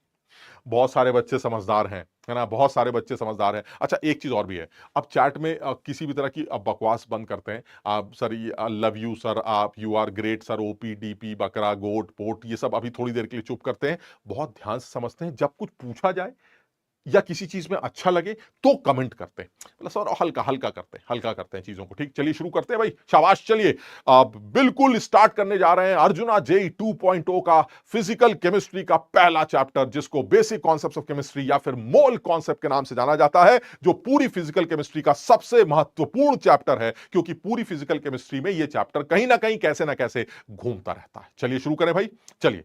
अब कुछ बच्चे पूछेंगे मुझको लिखना है या नहीं लिखना है, क्या करना है क्या नहीं करना है, तो मैं तुमको यही बोलूंगा जो जो कर सकते हो वो करो। एक दो क्लासेस बाद तुम्हें मैं ऐसे सोल्यूशन दूंगा कि तुम मस्त हो जाओगे कि अरे सर यही चाहिए था सर, मजा आ गया एकदम। तो तुम जो करना चाहो अभी कर सकते हो, अगर तुम लिख सकते हो तो इसको नोट करो। हालांकि बहुत बेसिक डेफिनेशंस है जिसके बारे में हम अभी बात करेंगे। सबसे पहले बात करने जा रहे हैं, जो कि हम सबसे पहली बात करेंगे, वो है मैटर की definition. What is matter? Sir matter क्या है? बहुत सीधा है सर, क्या आप बचपन की बातें कर रहे हैं सर? मैटर वो है जिसका कुछ मास होगा या फिर वो कोई स्पेस ऑक्यूपाई करेगा। यानी इसमें कोई नयापन नहीं है सर, ये बड़ी पुरानी बात है। फटाफट इस चीज को आगे बढ़ाते हैं और मुद्दे पर आते हैं। यानी कहने का मतलब ये हुआ कि अगर आप मैटर के बारे में जानना चाहते हैं तो मुझे एकदम साफ दिखाई देता है। मैटर क्या है? मैटर वो है जिसके पास मास है, और मैटर वो है जो स्पेस ऑक्यूपाई करता है सर। यानी ऐसी कोई भी चीज जिसके पास मास है और वो स्पेस ऑक्यूपाई कर रहा है सर, वो मैटर। सर एग्जाम्पल बता दीजिए। नहीं बताएंगे, क्यों नहीं बताएंगे सर? ये तो तुम्हें पता होना चाहिए सर। वो चीज जिसमें मास है, जो स्पेस ऑक्यूपाई करता है सर, पेन है, आप खुद हैं सर, बॉटल है, ग्लास है सर, ये है वो है, हर वो चीज जो स्पेस ऑक्यूपाई कर रही है और जिसका मास है सर। मास कम है या ज्यादा है, इससे फर्क नहीं पड़ता। मास कुछ भी हो, मुझे इससे फर्क नहीं पड़ता सर। मास कैसा भी हो, लेकिन उसके पास मास होना चाहिए, वो स्पेस ऑक्यूपाई करना चाहिए, चाहे वो कम स्पेस ऑक्यूपाई करे चाहे वो ज्यादा स्पेस ऑक्यूपाई करे। ऐसे सिस्टम को हम मैटर बोलेंगे। क्लियर है? तो मैं इसमें एक भी एग्जाम्पल नहीं दूंगा, ये एग्जाम्पल है, तुम्हें पता होना चाहिए। अभी हम इस बारे में बात करेंगे। क्लियर है? सबको ठीक समझ में आ रहा है? कुछ है नहीं? सर नॉन मैटर किसको कहेंगे सर? नॉन मैटर किसे कहेंगे सर? नॉन मैटर सर इसका उल्टा हो जाएगा, ऐसी चीज जिसमें ना स्पेस ऑक्यूपाई होती है सर, ना उसमें जो है मास है, ना उसके अंदर पार्टिकल्स हैं, तो सर ऐसी चीज हमारी नॉन मैटर की कैटेगरी में चली जाएगी। सर इसका कोई एग्जांपल दे दीजिए। ये भी तुम्हें पता होना चाहिए, ये भी तुम्हें पता होना चाहिए। हम अभी इस बारे में बात करते हैं। यानी डेफिनेशन बहुत क्लियर है, ऐसी चीज जिसका मास है, जिसके अंदर कोई ना कोई स्पेस ऑक्यूपाई करता है, जिसमें पार्टिकल्स है सर, वो हमारा मैटर। और ऐसी चीज जो जिसके अंदर मास ही नहीं है सर, कोई स्पेस ऑक्यूपाई नहीं करता, जिसके अंदर कोई पार्टिकल नहीं है सर, ऐसा सिस्टम सर हमारा नॉन मैटर है सर। एक एग्जाम्पल दे दीजिए सर, नॉन मैटर का एक एग्जाम्पल दे दीजिए। मैं नॉन मैटर का एक एग्जाम्पल देता हूं। Anger, age, love, thoughts. Sir ये कैसी कैसी बातें कर रहे हैं? ये जितने इमोशंस है they are non matter sir. इनका कोई नाम कोई वेट थोड़ी ना सर। आप समझ रहे बात को? क्या ये कोई मैटर है सर? एंगर, हंगर, सर ये कोई मैटर है? नहीं नहीं सर, ये तो नॉन मैटर चीज है सर। इनका कोई मास नहीं, कोई स्पेस ऑक्यूपाई नहीं सर। जितने भी इमोशंस है, एज है, टाइम है sir, they all are non matter sir. लेकिन अगर कोई कहे pen, copy, pencil, bread, butter, ये वो तू मैं, सर ये सब क्या है सर? ये मैटर्स। क्लियर है? सबको ये बात समझ में आ रही है? साउंड, सर साउंड भी हमारा नॉन मैटर है सर। क्या ऐसा होता है सर साउंड का वेट है, साउंड का जो है सर स्पेस ऑक्यूपाई करता है? नहीं सर, ऐसा कुछ भी नहीं होता। इसका मतलब वो चीज जिसका मास नहीं, जो स्पेस ऑक्यूपाई नहीं कर रहा है, जिसके पास पार्टिकल्स नहीं है सर, वो सारे हमारे नॉन मैटर की कैटेगरी में आ जाएंगे। क्लियर है सर? इसका मतलब एक आइडिया तो मुझे लग गया है। अब अगर आइडिया लग गया है तो जरा सर थोड़ा सा आगे बढ़ते हैं। सिंपल एग्जाम्पल लेंगे। हमसे एग्जाम में ना के बराबर चांसेस हैं कि इसके बारे में वो कुछ भी हमसे पूछे, इसके बारे में वो हमसे कुछ भी पूछे, मुझे चांसेस बहुत कम लगते हैं, लेकिन फिर भी फटाफट इसको निपटाते हैं यार, समझो बात को, लाइन से डिस्कस करते हैं। Identify matter and non matter, ये वो काम है जो मैं करूंगा, इसके बाद वो काम दूंगा जो तुमको करना है। लेकिन सर जेई लेवल की प्रिपरेशन तो ये नहीं लगती सर, ये तो बहुत सिंपल है। हां, इसी को जेई लेवल के सवाल में कन्वर्ट कर सकता हूं मैं अगला सवाल दिखाकर। ठीक, चलिए अभी बात करते हैं sir identify matter and non matter. Sir आप मैटर और नॉन मैटर को आइडेंटिफाई करने की बात कर रहे हैं, मुझे मैटर भी चाहिए और मुझे नॉन मैटर भी चाहिए। चलिए सर मैं आइडेंटिफाई करके दिखाता हूं, कोई शक नहीं है सर, मैं मैटर को एम लिखूंगा और नॉन मैटर को एनएम लिख दूंगा। सर एक एम है और एक एनएम है, आप जल्दी से बताइए पेन क्या है? सर पेन तो मैटर है। बॉटल क्या है? मैटर है सर। बुक क्या है? मैटर है सर। टाइम क्या है? नॉन मैटर है सर। क्यों? क्योंकि सर टाइम का क्या वेट होता है? सर समय बड़ा बलवान होता है, लेकिन वो नॉन मैटर होता है, चाहे वो जितना बलवान क्यों ना हो। पेपर की बात करें तो सर पेपर हमारा मैटर होता है। इलेक्ट्रॉन्स की बात करें तो सर ठीक है, ये भी हल्का होता है, छोटा होता है, लेकिन मैटर तो होता है सर, क्योंकि मास तो इसका भी होता है, so this will be matter. Sir electricity की बात करें तो सर इलेक्ट्रिसिटी नॉन मैटर की कैटेगरी में आएगी, इसमें कोई शक नहीं है। इलेक्ट्रिसिटी जो होनी चाहिए वो नॉन मैटर की कैटेगरी में आनी चाहिए, ठीक है। ये सर अगर लव की बात करें तो ये भी नॉन मैटर की कैटेगरी में आना चाहिए। साउंड की बात करें तो ये भी नॉन मैटर की कैटेगरी में आना चाहिए। लाइट की बात करें तो सर ये भी नॉन मैटर की कैटेगरी में आना चाहिए। आप समझ रहे हैं सर? अगर आप डिप्रेशन की बात करें तो ये भी नॉन मैटर की कैटेगरी में आना चाहिए। इंटेलिजेंस की बात करें तो ये भी नॉन मैटर की कैटेगरी में आना चाहिए। बॉल मैटर की कैटेगरी होगी सर। एंगर नॉन मैटर की कैटेगरी में आना चाहिए। एयर सर मैटर की कैटेगरी में आना चाहिए, because air has particles sir. Air में ऑक्सीजन है, नाइट्रोजन है और भी गैसेस है सर। ये सर हमारा नॉन मैटर की कैटेगरी में, सॉरी मैटर की कैटेगरी में आना चाहिए। हाँ सर, ह्यूमन मेमोरी सर ये नॉन मैटर की कैटेगरी में आना चाहिए सर। हीट सर ये नॉन मैटर की कैटेगरी में आना चाहिए। Rainfall sir, rainfall is a non matter, but that rain droplets they are matter. Rainfall जो है सर वो तो एक क्या बोले सर, एक प्रोसेस है sir, that is a process sir. बारिश हो रही है सर, बट बारिश की जो बूंदें हैं वो मैटर है sir. That droplet of water they are matter. Bat is a matter. मेरी बात सब लोग समझ रहे हैं? सब लोग एक बार इसको तसल्ली से देख लें और मुझे बताएं कि क्या उनको ये बात समझ में आ गई है।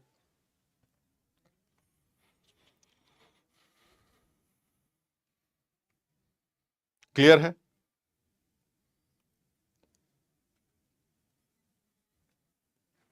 Electricity is flow of electrons, this is flow of electrons. समझ रहे बात को? इलेक्ट्रॉन इज मैटर, बात समझ, electron is matter. Clear? Clear है? ये सबको ये बात समझ में बिल्कुल आसान है यार, इसमें ज्यादा दिमाग नहीं लगाना, बिल्कुल सीधा है, कुछ खास नहीं करना सर। इसका मतलब मुझे एक आइडिया लग गया सर। अब अगर मुझे आइडिया लग गया है तो ये है तुम्हारा टेस्ट। अब ये सर अब ये लेवल है सर। अब मैं लेवल की बात करता हूं सर। इस टॉपिक पर भी कोई लेवल का सवाल बन सकता है। मैं ये नहीं कहता सर मैं आईआईटी के एडवांस लेवल का सवाल डिस्कस कर रहा हूं, बट सर इस टॉपिक में कोई लेवल नहीं है सर, इसमें तो कुछ भी नहीं करना sir. Matter non matter sir, बाहर रिक्शे वाले से पूछेंगे वो भी जवाब दे देगा, इसमें क्या लेवल। मैंने यही सोच के एक सवाल आपके सामने बनाया है। क्या बनाया है? मेरे पास दो कॉलम्स है, एक कॉलम ए है, एक कॉलम बी। कॉलम ए में कुछ पार्ट, कुछ लोग लिखे गए हैं और कॉलम बी में कुछ लोग लिखे गए हैं। सवाल क्या है? सवाल यह है कि if there are X and Y number of matters present, यानी एक्स और वाई, कॉलम ए और कॉलम बी में X and Y matters exist कर रहे हैं। If there are X and Y number of matters present in a column A and column B respectively, यानी X है matters इसके अंदर और वाई मैटर्स हैं इसके अंदर। तुम अपने आप पहचान सकते हो क्या है एक्स की वैल्यू और क्या है वाई की वैल्यू। सवाल क्या है? Find out the value of A and B. हमने कहा जी बेवकूफ आदमी हो, तुमने तो एक्स और वाई की बात बोली थी, ए और बी कहां से आ गया? वो कह रहा है मैं बताता हूं। अगर पी की value A raise to power B plus B raise to power A हो, जिसमें पी को X square plus Y square माना गया है, तो क्या आप बता सकते हैं इस ए और बी की वैल्यू क्या है? सर अब सही है सर, अब समझ में आई बात सर। अब लग रहा है कि जेई की तैयारी हो रही है सर। ये क्या बदतमीजी है सर, आप कितना सीधा सवाल बना सकते थे सर। मैटर कौन है, नॉन मैटर कौन है, क्या बेकार की बातें, आप पता नहीं किसके बारे में बात कर रहे हैं सर। बड़ी सीधी सीधी बातें सर, बिल्कुल स्ट्रेट बात है, इसमें इतना सोचने की क्यों क्यों क्यों बात कर रहे हैं? इसमें इतना क्या दिमाग लगाना है? ये तो बहुत सीधी सी बात है सर, इसमें मुझे कुछ सोचना ही नहीं है। आप सर ये बताइए मैटर कौन से, नॉन मैटर कौन से, मैं तो बता दूंगा। वो कह रहा नहीं मुझे ये नहीं बताना है, मैं सवाल का लेवल चेंज कर रहा हूं। मैं मैटर कौन सा है, नॉन मैटर कौन सा, ये सब ठीक है सर। मुझे आंसर ये बताइए कि अगर मैं एक्स को इस जगह के मैटर्स के नंबर मान लूं और y को इस जगह के मैटर्स के नंबर मान लूं और साथ में यह बोलूं कि मेरे पास एक नंबर है p जिसकी value X square plus Y square और इस p को मैं लिखने जा रहा हूं a की पावर b प्लस b की पावर a के फॉर्म में, तो आप बता सकते हैं a और b की वैल्यू क्या निकल के आएगी। हमने कहा ये सवाल तो कुछ जबरदस्त लग रहा है, कहना क्या चाह रहे हो। सबसे पहले मुझे चैट में एक लाइन से यह बता दो, चार्ट में एक लाइन से मुझे यह बता दो कि x और y की वैल्यू रेस्पेक्टिवली कितनी कितनी है, इस जगह पर कितने मैटर्स हैं और इस जगह पर कितने मैटर्स हैं। मुझे एक बार में ये तमीज से बता दो, इधर उधर की बकवास करना बंद कर दो, खत्म, जल्दी से बता दो, जल्दी से बता दो कि तुम्हें क्या लगता है। सर देखिए ऐसा है, स्मोक मैटर है, फॉग मैटर है, हैप्पीनेस सर इमोशन है, दैट इज नॉन मैटर है, एज सर नॉन मैटर है, थॉट्स नॉन मैटर। यानी अगर मैं ध्यान से देखूं तो इधर की तरफ मुझे दो मैटर दिखाई देते हैं, यानी एक्स की वैल्यू 2 है। शाबाश, बिल्कुल सही है, 2 और 3। इधर आते हैं सर, वाटर फिल्ड ग्लास, अगर वाटर से फिल्ड है तो सर मैटर है और अगर एम्प्टी ग्लास है तो नॉन मैटर है। बिल्कुल सही कह रहे हो सर, वहां वाटर भरा हुआ है तो ये मैटर होगा और अगर वाटर खाली है सर, खाली ग्लास ले लिया तो नॉन मैटर होगा। ये गलती मत करना भाई, ग्लास अगर खाली भी हुआ तो भी ग्लास तो है ना, मेरी बात समझ रहे हो। मैंने यही सोच के ये सवाल बनाया, कहीं ऐसा ना हो बच्चा सोचे सर मैंने इसलिए जानबूझ के एक सवाल लिखा वाटर फिल्ड ग्लास, तो बच्चा सोचेगा अच्छा अच्छा पानी भरा है, मैटर भरा है, मैटर है, मैटर, समझ रहे बात को। अब ग्लास खाली है, खाली ग्लास नॉन मैटर ना, खाली ग्लास भी मैटर है। आप ग्लास तो ग्लास होता है। खैर, सैडनेस सर नॉन मैटर है सर, इसमें कोई शक नहीं है सर, इमोशन की बात कर रहे हैं। ब्रेड हमारा मैटर होगा और हंगर हमारा नॉन मैटर होगा, बिल्कुल सही है। यानी कुल मिला के देखें तो जो y है, y की वैल्यू 3 आ रही है। क्लियर है ये वाली बात। x की वैल्यू 2 है, y की वैल्यू 3, x की वैल्यू 2 है और y की वैल्यू 3। अगर x की वैल्यू 2 और y की 3, तो जो p आएगा उसकी वैल्यू क्या होगी सर, p की जो वैल्यू होगी जो आपने क्या बताई है, p is equal to X square plus Y square. तो चलिए सर p की वैल्यू निकालते हैं, p is equal to X square plus Y square. कितना आ जाएगा सर, 2 का स्क्वायर प्लस 3 का square, and this is 4 plus 9 that is 13। Sir X square plus Y square is equal to 13। Clear है, X square plus Y square की value हमारी 13 आ रही है, दैट इज माई पी। तो अगर p की वैल्यू 3 आ रही है, 13 आ रही है, तो सर आपने तो मुझसे यह पूछा है कि अगर मैं p को X square plus Y square लिखूं जिसकी वैल्यू आ रही है 2 square plus 3 square that is 13, और साथ में अगर मैं p को a raise to power b plus B raise to power A के फॉर्म में लिखूं जिसमें ए की वैल्यू बी से बड़ी है, तो आप ए और बी की वैल्यू कैसे बताएंगे सर। अब तुम सोचो, यानी तुम्हें 13 नंबर को किस फॉर्म में लिखना है, मुझे 13 को a की पावर b प्लस b की पावर a के फॉर्म में लिखना है। क्लियर है, 13 को a की पावर b प्लस b की पावर a के फॉर्म में लिखना है। सर ये तो बड़ा मुश्किल है, 2 की पावर 3 प्लस 3 की पावर 2 नहीं हुआ सर, 3 की पावर 1 1 की पावर 3 नहीं हुआ सर, ये तो बड़ा मुश्किल हो जाएगा। मुश्किल कुछ भी नहीं है, शाबाश, ऑनलाइन स्टडी वाला बिल्कुल सही, बहुत बढ़िया, ऑनलाइन स्टडी वाले ने बिल्कुल सही जवाब दिया। और इसी तरह से गुलाबरो, पता नहीं क्या नाम था, अव्यम, बहुत बढ़िया, हिम पटेल, शाबाश, बहुत बढ़िया। कुछ बच्चे ऐसे हैं जिन्होंने इस बात का बिल्कुल सही जवाब दिया है, बहुत बढ़िया, बहुत बढ़िया। सर ए की पावर बी प्लस बी की पावर ए में लिखने का तरीका यह है कि 12 की पावर 1 प्लस 1 की पावर 12। आप समझिए बात को। और मजे की बात जानते क्या हो, कोई भी नंबर इस फॉर्म में लिखा जा सकता है, कोई भी इंटीजर नंबर आप इस फॉर्म में लिख सकते हैं। बच्चे सोचते हैं कि a की पावर b प्लस b की पावर a के फॉर्म को लिखना तो बड़ा यूनिक नंबर्स का काम है, बड़े यूनिक नंबर्स ये काम कर सकते हैं, हर नंबर ये काम नहीं कर सकता। बिल्कुल बात तो तुम्हारी सही है, हर नंबर ये काम नहीं कर सकता, लेकिन यार बात समझो इस बात को, किसी भी नंबर के लिए आप ये काम कैसे कर सकते हैं सर, इसलिए कर सकते हैं क्योंकि मुझे कुछ करना ही नहीं है। आप कोई भी नंबर ले लीजिए सर, कोई भी नंबर ले लीजिए, मैं आपको a की पावर b प्लस b की पावर a के फॉर्म में लिख के दिखाता हूं। सर 252 कैसे लिखेंगे, 251 की पावर 1 प्लस 1 की पावर 251, वाह सर मजा आ गया। 101 सर कैसे लिखेंगे, 100 की पावर 1 प्लस 1 की पावर 100, वाह सर मजा आ गया। 29 कैसे लिखेंगे, 28 की पावर 1 प्लस 1 की पावर 28, वाह सर मजा आ गया। इसी तरह से 13 को कैसे लिखा, 12 की पावर 1 प्लस 1 की पावर 12, मजा आ गया। इसका मतलब यह हुआ सर, ये सवाल तो अच्छा सवाल है सर, ये तो मैथ्स का सवाल है सर, ये सवाल बच्चे को डराने के लिए बनाया गया है। सोचो उस टॉपिक पर बच्चे को डराया जा रहा है जो सबसे बेसिक टॉपिक होगा, जो 11वीं में एंटर करते ही बच्चे को सबसे पहले बताया जा रहा है। मैटर क्या है सर? मैटर ही मैटर है। बड़ा तगड़ा मैटर हो गया सर, समझ रहे हो बात को? यानी अगर मैं मैटर नॉन मैटर को, नंबर्स को पहचान पा रहा हूं, एक्चुअली सवाल मैटर नॉन मैटर से रिलेटेड नहीं था, सवाल थोड़ा सा गणित से रिलेटेड। मैटर्स नॉन मैटर्स तो तुम में से सब लोगों ने पहचान लिया था। तुम में से ज्यादातर बच्चों ने बोला था सर 2 और 3 एक्स और वाई की वैल्यू आएगी। मैंने सवाल को घुमाया, सबसे पहले पी की वैल्यू निकलवाई X square plus Y square से, और फिर उस पी का एक नया फॉर्म तुमसे पूछा कि उस पी को ए की पावर बी प्लस बी की पावर ए के फॉर्म में कैसे लिख सकते हैं। और सवाल में साफ बोला गया है ए की वैल्यू बी से बड़ी है, इसलिए ए की वैल्यू 12 निकल के आएगी और बी की वैल्यू 1 निकल के आएगी। So the answer is A is 12, B is 1। मजेदार सवाल होगा, कहने के लिए आप किसी भी लेवल पर इसको पूछ सकते हैं, लेकिन चैप्टर का नाम बेसिक कॉन्सेप्ट है और जो टॉपिक है वो इस पूरी केमिस्ट्री का सबसे basic topic, matter non matter. जल्दी से बताओ, समझ में आया? क्लियर है? अरे कुछ फालतू लोग आ जाते हैं यार, ये हैप्पी बर्थडे टाइप के जो लोग हैं, इनसे बड़ी परेशानी होती है हमें यार। यार हम ये जो टाइप के लोग होते हैं ना, जिनको स्पैमर कहते हैं, कुछ भी कह लो, पता नहीं क्या होते हैं ये, हमें नहीं पता क्या है ये क्यों है, मतलब क्या करते क्या है यार, ये इतना फ्री कैसे हो सकता है कोई आदमी यार, पता नहीं। क्लियर है? जल्दी बता दो, क्या ये बात सबके समझ में आ गई? अब इतने तो इंटेलिजेंट हो गए तुम लोग, इतना तो 10th में सिखाया जाता है कि भाई सर ठीक है, X square plus Y square की वैल्यू कैसे निकाली। एक्स और वाई तो तुमने सीख ही लिया था, फिर एक्स स्क्वायर वाई स्क्वायर सीख लिया। Sir X square Y square की वैल्यू 13 आ गई, इसका मतलब ये हुआ जो पी है वो 13। अब इस 13 को इस फॉर्म में लिखना है, तो अगर 13 को इस फॉर्म में लिखना है तो उसके लिए सर बड़ा मुश्किल है। मुश्किल कुछ नहीं है, मैं किसी भी नंबर को इस फॉर्म में लिख सकता हूं, मैंने तुम्हें सिखा दिया। किसी भी नंबर को आप इस फॉर्म में लिख सकते हैं, ये बात मैंने आपको सिखा दी। मजा आया भाई? क्लियर है? समझ में आ गया? शाबाश, बहुत बढ़िया। चलिए सर नेक्स्ट पॉइंट पर आते हैं। नेक्स्ट पॉइंट क्या है सर? नेक्स्ट पॉइंट थोड़ा सा आगे बढ़ते हैं सर, थोड़ा सा आगे बिल्कुल बढ़ते हैं।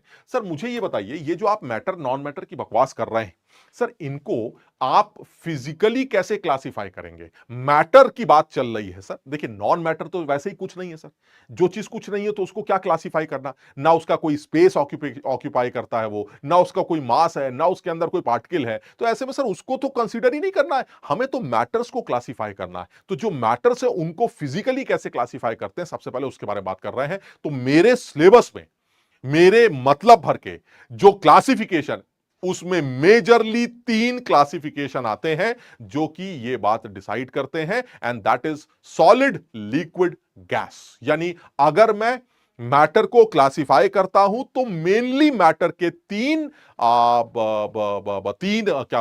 रूप है, जिसमें सॉलिड, लिक्विड और गैस इन्वॉल्व। हम बिल्कुल अपने मुद्दे की बात कर रहे हैं, हम इधर उधर की बकवास नहीं कर रहे हैं। सो अल्टीमेटली आप सॉलिड, लिक्विड और गैस को यूज करके ये काम कर सकते हैं। अच्छा, एक बच्चा कह रहा है सर प्लीज मोर क्वेश्चंस। अच्छा, मैटर और नॉन मैटर में मोर क्वेश्चंस, मैंने एक साथ वो 25 मैटर लिखवा के अगर वो 25 सवाल बना देता तो ज्यादा अच्छा रहता है ना। मैं मैटर नॉन मैटर में भी मोर सवाल कराऊं, कैसे गंदी बातें कर रहा हूं। वो सवाल एक अच्छा लेवल था, वो लेवल का अगर तुम्हें कोई सवाल चाहिए तो इंतजार करना पड़ेगा, धीरे धीरे करके तुम्हें अपने आप समझ में आएगा कि तुम किस लेवल पर जा रहे हो, समझ रहे हो। 0 लेवल पर थे, आपने मैटर नॉन मैटर सीखा और उसके बाद जो सवाल आपने लगाया उससे एक अलग ही कॉन्फिडेंस आया कि भाई यार ये मैटर नॉन मैटर का इतना अच्छा सवाल भी बनाया जा सकता है, ये आपने सीख लिया। क्लियर? अच्छा, अब और आगे बढ़ते हैं। वो कह रहा है सर मैटर को कैसे क्लासिफाई करेंगे? तो मैंने कहा भाई मैटर को क्लासिफाई करना बड़ा आसान है। आप सॉलिड ले लीजिए, मैटर सॉलिड भी हो सकता है, हाँ बिल्कुल हो सकता है, गैस, लिक्विड, कुछ भी हो सकता है। तो अगर मैं वो काम करने जा रहा हूं, मैटर को क्लासिफाई करने जा रहा हूं, तो शेप के रेस्पेक्ट में आप इन लोगों को कैसे क्लासिफाई करें? तो मैंने कहा देखिए, अगर आप शेप के रेस्पेक्ट में ये बात मुझसे जानना चाहते हैं तो मैं बहुत क्लियर हूं इस बात को लेकर कि सॉलिड्स वो होते हैं जिनका शेप फिक्स होता है, लेकिन सर लिक्विड्स वो होते हैं जिनका शेप फिक्स नहीं होता है। और गैसेस के बारे में भी यही कहा जाता है कि इनका शेप फिक्स नहीं होता। मेरी बात सब लोग समझे? सर लिक्विड को जिस बर्तन में ले लिया जाएगा वो वही बर्तन का शेप ले लेगा, गैस को जिस बर्तन में ले लिया जाएगा वो वही शेप ले लेगा। इसका मतलब ये हुआ सर आप सॉलिड के शेप को तो फिक्स कर सकते हैं, बट लिक्विड और गैस का कोई फिक्स शेप नहीं होता। और मेरे लिए मैटर के यही 3 रूप हैं जिसके बारे में मुझे डिस्कशन करनी। क्लियर है? समझ में आ गया? चलिए सर दूसरी प्रॉपर्टी की बात करते हैं। क्या मैं वॉल्यूम के रेस्पेक्ट में कुछ डिफाइन कर सकता हूं? वॉल्यूम के रेस्पेक्ट में कुछ डिस्कस किया जा सकता है? हाँ सर, बिल्कुल जी, डिस्कस किया जा सकता है। सॉलिड्स वो लोग होंगे जिसका वॉल्यूम फिक्स होगा सर। लिक्विड्स वो लोग होंगे जिसका वॉल्यूम फिक्स होगा। लेकिन गैस वो आदमी होगा जिसका वॉल्यूम फिक्स नहीं होगा। आप मेरी बात सब लोग समझ रहे हैं? गैस को जिस बर्तन में ले लिया जाएगा वही उसका वॉल्यूम होगा। यानी कहने का मतलब यह हुआ कि आ, आ, इसका मतलब ये हुआ कि सर ये बहुत सीधा सा है। अगर आप गैसेस के वॉल्यूम की बात करें तो गैसेस के लिए ये वॉल्यूम फिक्स नहीं माना जाएगा। जितना भी बड़े बर्तन में गैस को ले लिया जाता है वो गैस वो पूरा बर्तन ऑक्यूपाई करती है। इसका मतलब गैस का वॉल्यूम फिक्स नहीं है। क्लियर है? समझ में आ गया? बिल्कुल आसान है, ये आसान सा निकाला गया है। तीसरी जो प्रॉपर्टी है वो है इंटरमॉलिक्यूलर फोर्स। ये इंपॉर्टेंट है, आगे केमिस्ट्री में इसका बहुत ज्यादा इस्तेमाल है, तो ये एक इंपॉर्टेंट प्रॉपर्टी मानी जा सकती है। सर सॉलिड्स के लिए इंटरमॉलिक्यूलर फोर्सेस के बारे में आपका क्या विचार है? अरे यार अजीब घनचक्कर आदमी हो, बहुत क्लियर है सर। आदमी सॉलिड इसलिए है क्योंकि लोग चिपके हुए हैं सर, मॉलिक्यूल्स एटम्स अटैच्ड है सर, वो एक दूसरे के साथ बंधे हुए हैं। इसका मतलब ये हुआ सॉलिड्स के अंदर intermolecular force of attraction maximum होता है sir. Intermolecular force of attraction maximum देखने को मिलेगा अगर आप सॉलिड की बात करते हैं। This is maximum. लिक्विड्स के अंदर अगर आप बात करें तो सर ये मॉडरेट सा नजर आता है सर। लिक्विड के अंदर intermolecular force of attraction moderate है, और सर गैसेस के अंदर सर नेग्लिजिबल है। बिल्कुल सही है सर, इसे नेग्लिजिबल ही बोलना चाहिए क्योंकि सर गैसेस के मॉलिक्यूल्स ऐसे समझ रहे हो हवा में फुसफुस फुसफुस करके घूमते रहते हैं सर। ऐसे में उनके बीच में किसी भी तरह की कोई खास बातचीत नहीं होती। यानी गैसेस के अंदर intermolecular force of attraction factor सबसे कम, ऑलमोस्ट नेग्लिजिबल। लिक्विड इसलिए लिक्विड है क्योंकि उनके अंदर intermolecular force of attraction factor moderate है, और सॉलिड इसलिए सॉलिड है क्योंकि मॉलिक्यूल पूरी तरह से एक दूसरे से बंधे हुए हैं और उनके अंदर intermolecular force of attraction factor maximum. Clear है?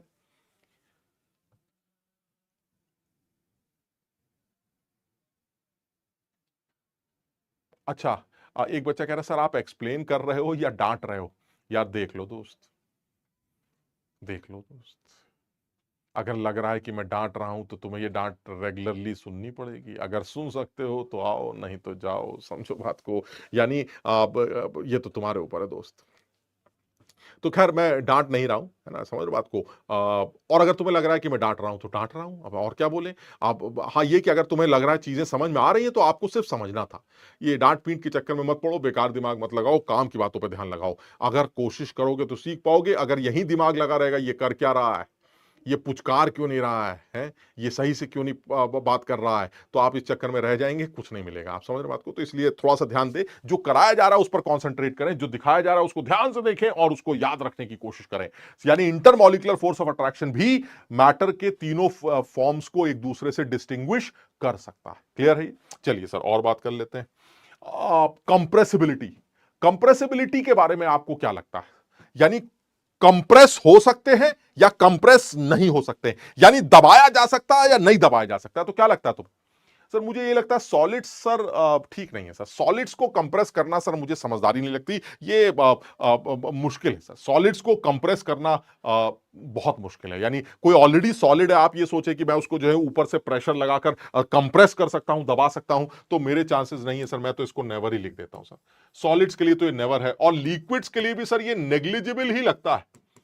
लिक्विड्स के लिए भी ये नेग्लिजिबल लगता है क्योंकि लिक्विड को अब प्रेशर लगाकर कंप्रेस करना ये बहुत मुश्किल है सर। ये नेग्लिजिबल वॉल्यूम में चेंज आएगा सर। यानी लिक्विड्स की कंप्रेसिबिलिटी भी नेग्लिजिबल। हाँ, गैस के लिए सर जरूर है सर। गैस तो प्रॉपर कंप्रेसिबल होती है और इसको आसानी से कंप्रेस किया जा सकता है, और शायद इसलिए गैस को प्रेशर लगाकर लिक्विफाई किया जा सकता है। यानी गैस के लिए तो ये लिखना चाहिए, ये compressible, this is compressible. Clear है? ये बात सबके समझ में आ गई। यानी सॉलिड्स हमारे नेवर कंप्रेसिबल की कैटेगरी में आएंगे, लिक्विड्स हमारे नेग्लिजिबल कंप्रेसिबल की कैटेगरी में आएंगे, और गैसेस हमारी कंप्रेसिबल के केसेस में आएंगी। तुम जानते हो गैसेस को दबाव लगाकर लिक्विड में कन्वर्ट किया जा सकता है। जब गैस को बुरी तरह से दबाया जाता है तो वो दबने के बाद धीरे धीरे करके लिक्विड में कन्वर्ट हो सकती है सर। एक पर्टिकुलर प्रेशर पर पहुंचने के बाद किसी एक टेम्परेचर पर गैस को आप आसानी से लिक्विफाई कर सकते हैं। गैस का लिक्विफिकेशन किया जा सकता है। हाँ, वो अलग बात है, किसी गैस को आसानी से लिक्विफाई किया जा सकता है और किसी गैस को लिक्विफाई करने में बैंड बच जाती है। हाइड्रोजन है, हीलियम है, इन गैसेस को लिक्विफाई करना बड़ा मुश्किल है। लेकिन अगर आप अमोनिया की बात करें, मीथेन की बात करें, CO2 की बात करें, तो इनको लिक्विफाई आसानी से, आसानी का मतलब ये नहीं कि तुमने हाथ से दबा दिया तो लिक्विड बन जाएगी, लेकिन रिलेटिवली इनको लिक्विफाई आसानी से किया जा सकता है। यानी गैसेस वो है, चाहे वो कोई भी गैस क्यों ना हो, हर गैस को किसी ना किसी पर्टिकुलर टेंपरेचर पर लिक्विफाई किया जा सकता है प्रेशर लगाकर। यानी ये हमारे मैटर की नई प्रॉपर्टी है। यानी कुल मिला के देखें तो मैटर की ये कुछ प्रॉपर्टीज हैं जिसके बारे में हम डिस्कस कर रहे हैं। एक यूनिक प्रॉपर्टी और निकल के आती है, that is melting and boiling point. अब ये इंटरेस्टिंग है, बहुत ध्यान से सुनना और आसान है एकदम। क्या सर, सॉलिड्स के लिए आप क्या बोलेंगे? तो सॉलिड्स के लिए सिर्फ एक बात बोली जा सकती है, जो सॉलिड्स का जो मेल्टिंग पॉइंट है, सॉलिड्स का जो मेल्टिंग पॉइंट, बल्कि इसको शॉर्ट में लिख देते हैं, सॉलिड्स का जो मेल्टिंग पॉइंट है जिसको आप एमपी कहते हैं, दिस इज एमपी, वो मेल्टिंग पॉइंट जो है वो रूम टेम्परेचर से ज्यादा है, रूम टेम्परेचर से ज्यादा है। और जो इनका बॉइलिंग पॉइंट है वो भी रूम टेम्परेचर से ज्यादा है। क्या मतलब हो इस बात का? इसका मतलब ये हुआ सर, इसी वजह से ये आदमी सॉलिड है। क्यों सर? क्योंकि ना तो ये अभी पिघल रहा है, ना ये उड़ रहा है। क्या मतलब हुआ सर? इसके पिघलने के लिए जो इसका मेल्टिंग पॉइंट है वो इस रूम टेम्परेचर के से ज्यादा था सर, इसलिए ये पिघल नहीं रहा है।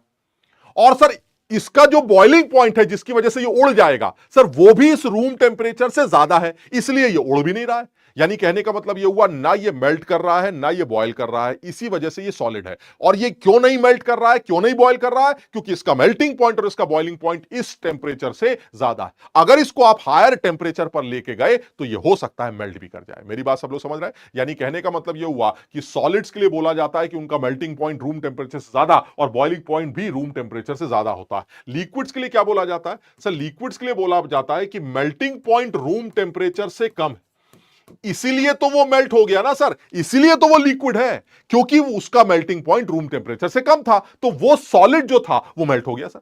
लेकिन जो इसका बॉइलिंग पॉइंट है वो सर, इसका बॉइलिंग पॉइंट रूम टेम्परेचर से ज्यादा है, इसलिए मेल्ट तो कर गया लेकिन वेपर में कन्वर्ट नहीं हो पाया।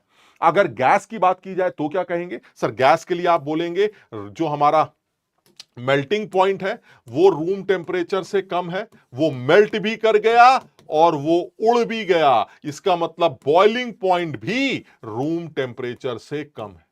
क्लियर है? सब लोगों को ये बात समझ में आ रही है? यानी कहने का मतलब ये हुआ सर, नॉर्मली टेम्परेचर से भी रिलेट इन तीनों मैटर्स के फेसेस को कर सकते हैं। जो सॉलिड्स होते हैं उनके melting boiling points normally room temperature से ज्यादा होते हैं, जो लिक्विड्स होते हैं उनके मेल्टिंग पॉइंट कम होते हैं लेकिन बॉइलिंग पॉइंट हाई होते हैं, लेकिन जो गैसेज होती हैं उनके मेल्टिंग बॉइलिंग पॉइंट सारे के सारे रूम टेम्परेचर से ज्यादा होते हैं और रूम टेम्परेचर से कम होते हैं। क्लियर है? समझ में आ गया भाई?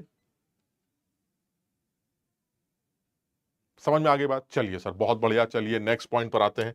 नेक्स्ट पॉइंट क्या है सर? नेक्स्ट पॉइंट आपके सामने एक छोटा सा सवाल है, जल्दी से मुझे इसका आंसर बता दो भाई, जल्दी से इसका आंसर बता दो, क्या निकल के आ रहा है फटाफट।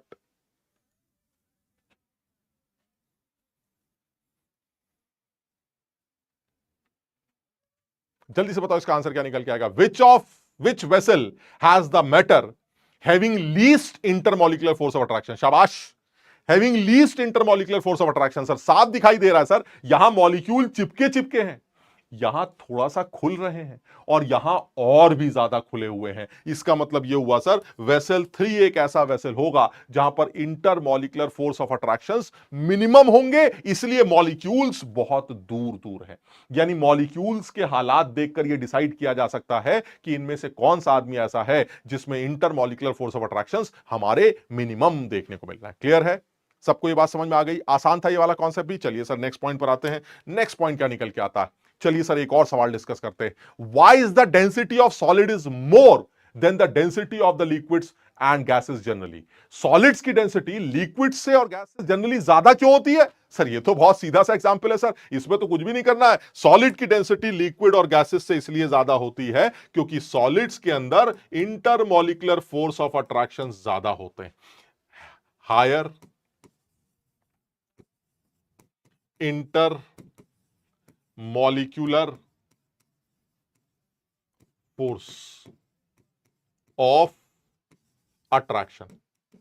Higher intermolecular force of attraction है सर, और higher intermolecular force of attraction की वजह से वो ज्यादा बंधे हुए होते हैं, जिसकी वजह से उनकी डेंसिटी ज्यादा होती है।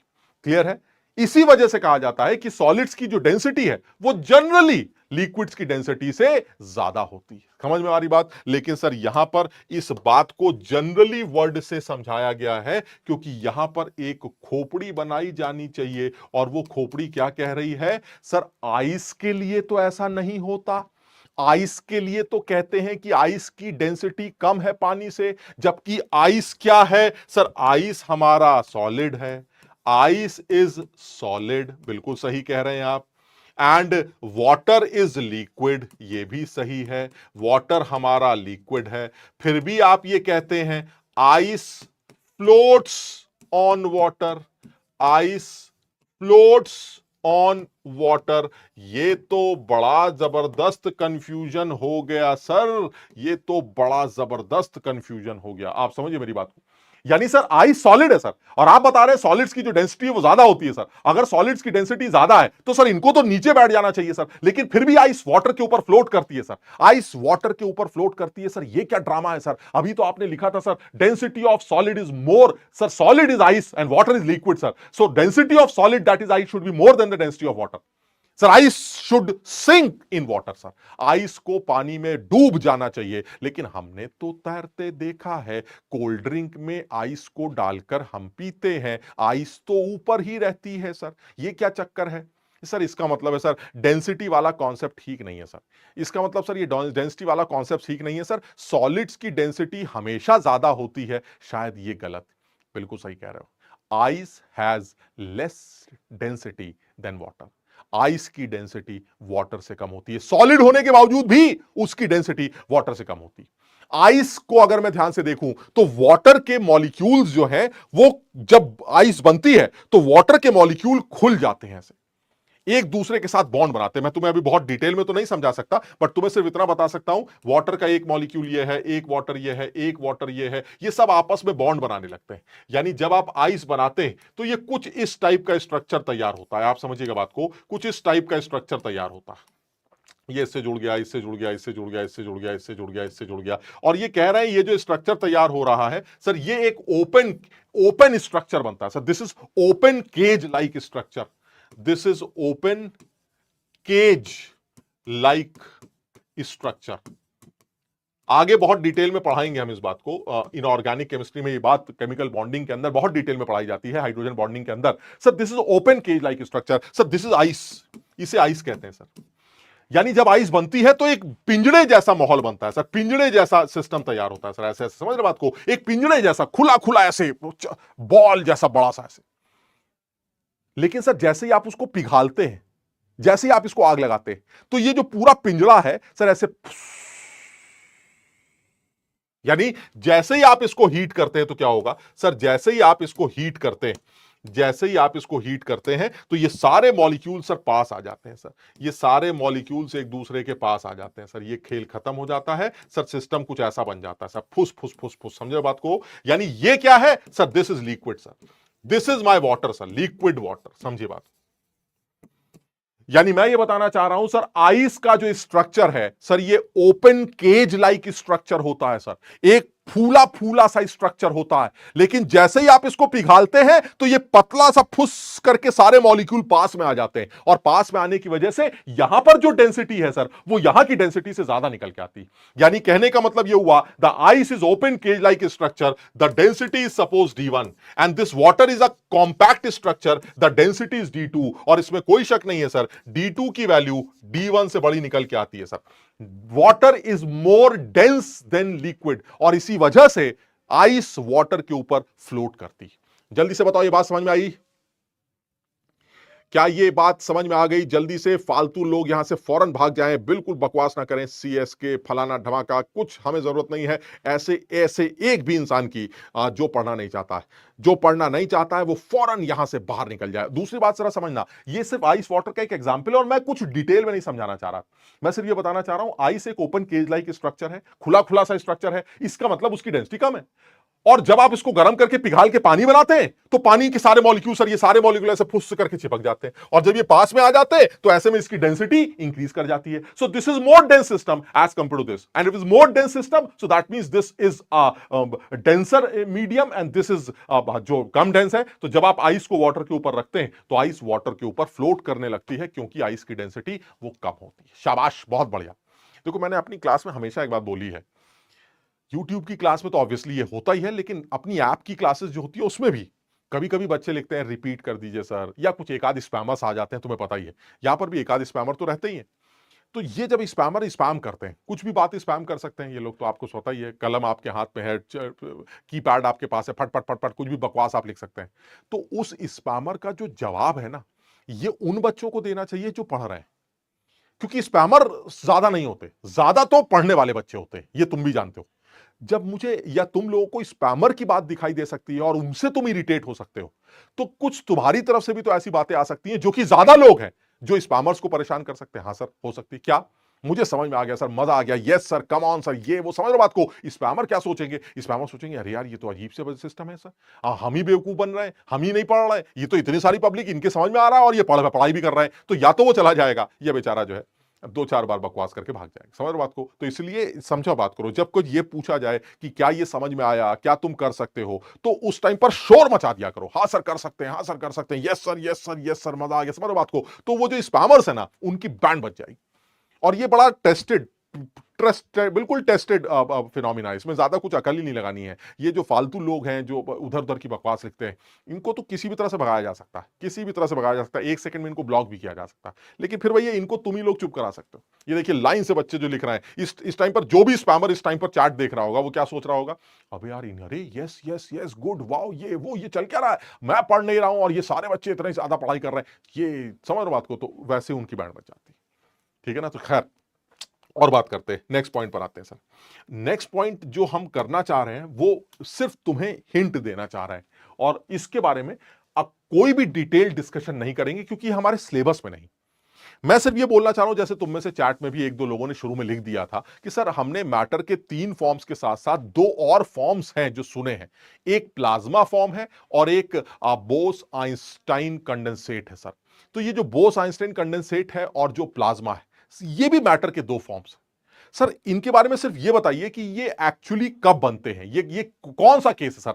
जैसे सॉलिड है सर, उसके बारे में मुझे आइडिया है, उसको पिघाल देंगे तो लिक्विड बन जाएगा, लिक्विड को उड़ा देंगे तो गैस बन जाएगी। सर ये प्लाज्मा कब तैयार हो जाएगा? सर मुझे ये बात समझ में नहीं आती। प्लाज्मा तब तैयार होता है जब गैस को और हाई टेंपरेचर पर आयनाइज कर दिया जाता है। This is ionised form of gas. समझिए बात को, ये जो प्लाज्मा है ये गैस का आयनाइज्ड रूप है, इसको आयनाइज्ड रूप कहा जाता है। मैं अभी समझाता हूं। ठीक सर, इसका मतलब ये हुआ अगर मुझे प्लाज्मा के बारे में डिस्कशन करना हो तो मैं प्लाज्मा के बारे में कुछ हल्की सी चीज तुम्हें समझा सकता हूं। क्या है इसके अंदर समझाने लायक?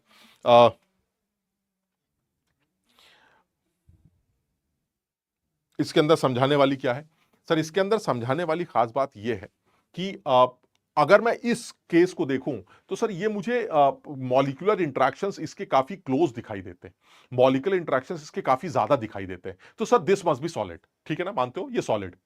अगर मैं इसमें इसका टेम्परेचर बढ़ाऊं, आग लगाऊं, तो ये सॉलिड मेल्ट कर सकता है। ये देखिए सर, ये मेल्टिंग हो रही है और मेल्टिंग करने से ये सॉलिड पिघल कर लिक्विड फेज में कन्वर्ट हो सकता है। हाँ बिल्कुल हो सकता है। सर इस लिक्विड को और आग लगाऊं तो सर ये लिक्विड वेपराइज कर सकता है। This is vaporisation process. हाँ sir this is vaporisation process. तो क्या ये लिक्विड वेपर में कन्वर्ट हो सकता है? हाँ सर ये गैस में कन्वर्ट हो सकता है। सर ये वेपराइज हो सकता है। यानी सॉलिड में आग लगाकर लिक्विड और लिक्विड को आग लगाकर आप वेपर में कन्वर्ट कर सकते हैं। This is the simple case of temperature. Clear? अगर आपने गैस को और आग लगाई तो सर ये गैस आयनाइज भी हो सकती है। सर गैस के जो पार्टिकल्स हैं वो आयनाइज कर सकते हैं। यानी अगर मान लीजिए मेरे पास कोई गैस हो, ए गैस, तो ये गैस आयनाइज्ड फॉर्म में आ सकती है। सर ये इलेक्ट्रॉन लूज कर सकती है। यानी गैस में से इलेक्ट्रॉन बाहर आ सकते हैं सर, गैस के मॉलिक्यूल्स या एटम्स इलेक्ट्रॉन छोड़ सकते हैं सर। इसका मतलब ये हुआ सर, लेकिन ये कब होगा सर? ये और आगे की सिचुएशन है सर, ये और आगे की सिचुएशन है जब आप गैस को और हाई टेंपरेचर पर रखते हैं तो सर वो आयनाइज्ड फॉर्म में कन्वर्ट हो जाती है, यानी गैस के कैटायंस यानी पॉजिटिव चार्जेस भी आपको दिखाई देते हैं और उनके चारों तरफ इलेक्ट्रॉन्स दिखाई देते हैं। सर ये जो आपने फॉर्म दिखाई है sir, this form is plasma state sir. ये प्लाज्मा स्टेट है, यानी अगर मैं कोई प्लाज्मा स्टेट को सिर्फ एक लाइन में डिफाइन करना चाहूं तो कैसे डिफाइन करूंगा sir? At hot ionised gas, this is a hot ionised gas at very high temperature. यानी जब किसी गैस को बहुत हाई टेंपरेचर पर लिया जाता है, यानी कहने का मतलब यह हुआ, जैसे मान लीजिए मैं आपसे कहूं कि मेरे पास ये कंटेनर है मेरे पास ये कंटेनर है और इस कंटेनर में मैंने गैस ले रखी, ये कंटेनर, ठीक, और इस कंटेनर में मैंने गैस ले रखी। तो अल्टीमेटली होगा क्या, जब आप इस कंटेनर में ये गैस लेके आते हैं, ये गैस के मॉलिक्यूल्स हो गए, ये गैस, ठीक। अब आपने इस कंटेनर के अंदर हाई टेंपरेचर, बहुत ज्यादा टेंपरेचर क्रिएट किया, हाई टेंपरेचर, गैस को बहुत ज्यादा टेंपरेचर पर ले गए, तो होगा क्या कि गैस के जो मॉलिक्यूल्स हैं वो आयनाइज हो जाएंगे, ये इलेक्ट्रॉन लूज कर देंगे। अब जब ये इलेक्ट्रॉन लूज करेंगे तो खुद के ऊपर तो प्लस आ जाएगा, इलेक्ट्रॉन अगर मैंने छोड़ा तो मेरे ऊपर प्लस आ जाएगा, क्योंकि इलेक्ट्रॉन जो है वो नेगेटिव चार्ज पार्टिकल है। तो अगर कोई बॉडी इलेक्ट्रॉन को छोड़ती है तो उसके ऊपर पॉजिटिव चार्ज आ जाता है, यानी इसके ऊपर तो पॉजिटिव चार्ज आ गया। इसी तरह से सर बाकी जो मॉलिक्यूल्स हैं उनके ऊपर भी पॉजिटिव चार्ज आ गया। और सर क्योंकि इलेक्ट्रॉन्स यहां से छोड़े जा रहे हैं, इसलिए इलेक्ट्रॉन्स भी ये हैं सर, ये इलेक्ट्रॉन्स हैं जो निकल रहे हैं सर। इसका मतलब ये हुआ सर, ये जो सिस्टम आपने तैयार किया है, this is ionised gaseous system sir. और ये जो आयनाइज्ड गैसियस सिस्टम है सर, इसी को प्लाज्मा का नाम दिया जाता है, यानी गैस आयनाइज्ड फॉर्म में एग्जिस्ट कर रही है at a very high temperature which is plasma state. हमारे सिलेबस में नहीं है, हमें जरूरत नहीं है हमें इस प्लाज्मा स्टेट के बारे में डिस्कशन करने की, लेकिन मैं सिर्फ तुम्हें एक हिंट देना चाह रहा हूं कि सॉलिड को पिघालकर लिक्विड में, लिक्विड को आग लगाकर वेपर में, वेपर को और हाई टेंपरेचर पर आयनाइज करके आप प्लाज्मा स्टेट तक पहुंच सकते हैं। ये बहुत ही सिंपल सा केस बनाया गया है जिसको आप और ये हमारे सिलेबस का भी नहीं, तो हम इसमें बहुत ज्यादा डिटेल में डिस्कशन हमें करने की कोई एज सच जरूरत भी नहीं पड़ती। क्लियर है, समझ में आ गया सबको? सबको ये प्लाज्मा स्टेट के बारे में क्लियर हो गया? जैसे जो थंडर, लाइटनिंग है, सोलर विंड्स होते हैं, ऑरोरा होते हैं, आप सब नियॉन जो वो होते हैं, ये सारे के सारे प्लाज्मा है सर, ये सारे के सारे प्लाज्मा है जिसमें जो गैस है वो आयनाइज्ड स्टेट में है, आयनाइज्ड स्टेट में, यानी गैस के मॉलिक्यूल्स इलेक्ट्रॉन लूज कर चुके हैं और एक आयनाइज्ड फॉर्म में गैस एग्जिस्ट कर रही है हाई टेंपरेचर पर, जो किस स्टेट में एग्जिस्ट करती है? Plasma state. तो ना इसको सॉलिड कहेंगे, ना इसको गैस कहेंगे, ना इसको लिक्विड कहेंगे, ये एक नई मैटर की स्टेट है जिसको प्लाज्मा स्टेट कहा जा सकता है। क्लियर है, समझ में आ गया? शाबाश, बहुत बढ़िया। चलिए सर एक और पॉइंट ले लेते हैं। एक और पॉइंट क्या है सर? एक और पॉइंट है जिसमें कि आपने बताया कि सर एक बोस आइंस्टाइन कंडेंसेट भी एक चीज होती है। तो सर ये जो बोस आइंस्टाइन कंडेंसेट है ये क्या है? मैं फिर एक ही बात बोलूंगा, मेरे सिलेबस में नहीं है, ये बीईसी मैटर की स्टेट हमारे सिलेबस में बिल्कुल नहीं है, लेकिन फिर भी एक बात बोल देते हैं कि जब कभी भी किसी मैटर को बहुत लो टेंपरेचर पर लिया जाए, बहुत लो टेंपरेचर पर, ऑलमोस्ट 0 डिग्री पर, यानी कहने का मतलब यह हुआ कि अगर आप ऑलमोस्ट 0 केल्विन पर, यानी कहने का मतलब यह हुआ कि अगर आप किसी भी गैस को, किसी भी मैटर को बहुत लो टेंपरेचर पर लेते हैं, ऑलमोस्ट 0 केल्विन पर या -273 डिग्री पर के आसपास, यानी billionth, few billionth of degree above, यानी डिग्री का कोई बिलियंथ पार्ट एब्सोल्यूट जीरो से थोड़ा सा ज्यादा, बस एब्सोल्यूट जीरो तो अटेन ही नहीं कर सकते, तो एब्सोल्यूट जीरो से थोड़ा सा ज्यादा टेंपरेचर, कितना ज्यादा sir? Billionth of degree sir, billionth of 1 degree sir, यानी जरा सा ज्यादा अगर आप 0 डिग्री से टेंपरेचर पर हैं तो सर उस स्टेट पर जो मैटर एग्जिस्ट कर रहा है उसको आप बोस आइंस्टाइन कंडेंसेट का नाम देंगे। और इस टाइम पर गैस उस मैटर का जो बिहेवियर है वो एक यूनिक बिहेवियर होगा। यानी कहने का मतलब यह हुआ कि मुझे बहुत ज्यादा डिटेल में इसके बारे में बात नहीं करनी है, बहुत ही लो टेंपरेचर पर, कितने लो टेंपरेचर पर? ऑलमोस्ट 0 केल्विन या ऑलमोस्ट -273 डिग्री सेंटीग्रेड पर आप गैस मैटर का एक नया रूप देखते हैं, मैटर का एक नया बिहेवियर आपके सामने आता है जिसको बोस आइंस्टाइन कंडेंसेट के नाम से जाना जाता है। यानी कहने का इसका मतलब ये हुआ कि अगर मैं इन पांचों स्टेट्स को, हालांकि वो अलग बात है हमारे सिलेबस में सिर्फ 3 ही आती हैं, बट अगर मैं पांचों स्टेट्स को इकट्ठा करूं तो सबसे पहले बहुत लो टेम्परेचर पर, बहुत लो टेम्परेचर, ऑलमोस्ट 0 केल्विन पर मैटर जिस फॉर्म में एग्जिस्ट करता है वो है बीईसी। थोड़ा सा गर्म करने के बाद, ज्यादा टेम्परेचर पर आने के बाद वो किस स्टेट में आता है? सॉलिड स्टेट में। थोड़ा सा और टेम्परेचर देने के बाद वो किस स्टेट में आता है? लिक्विड स्टेट में। थोड़ा सा और टेम्परेचर लेने के बाद वो किस स्टेट में आता है? गैसियस स्टेट में। और आग लगाने के बाद वो किस स्टेट में चला जाता है? प्लाज्मा स्टेट में। मेरी बात समझ रहे हैं? तो मेरे पास मैटर की ये 5 फॉर्म्स है, बट मेरे सिलेबस में सिर्फ गैस, लिक्विड और सॉलिड है। मुझे इन्हीं तीनों से मतलब है, लेकिन मेरे दिमाग में इस बात का आइडिया होना चाहिए कि प्लाज्मा स्टेट और बोस आइंस्टाइन कंडेंसेट भी एक मैटर की स्टेट है जो एग्जिस्ट कर सकती है। क्लियर है? सबके समझ में आया भाई? सबको क्या ये बात समझ में आ गई? बिल्कुल सिंपल है, एकदम एकदम सिंपल, बिल्कुल आसान, कहीं कोई झंझट नहीं यार, बहुत आसान है एकदम। ठीक, क्योंकि ये सर वो ऐसा कुछ डिस्कशन का पार्ट नहीं है सर, ये बहुत सिंपल कॉन्सेप्ट्स हैं जिनके बारे में डिस्कशन किया जा रहा है, बहुत सीधा कॉन्सेप्ट है जिसके बारे में डिस्कशन किया जा रहा है। तो सब लोग इस बात को समझे कि ये जो चैप्टर है, इस चैप्टर में ये जो डिस्कशन है ये बहुत सीधा डिस्कशन है। ये जो डिस्कशन हम कर रहे हैं बहुत सिंपल डिस्कशन कर रहे हैं, बहुत आसान डिस्कशन कर रहे हैं। हम धीरे धीरे करके जिस तरह से आपने मैटर शुरू किया, अब मैटर के पास पहुंचते ही आपको समझ में आया कि मैटर उसको कहते हैं जिसके अंदर कुछ सामान होता है।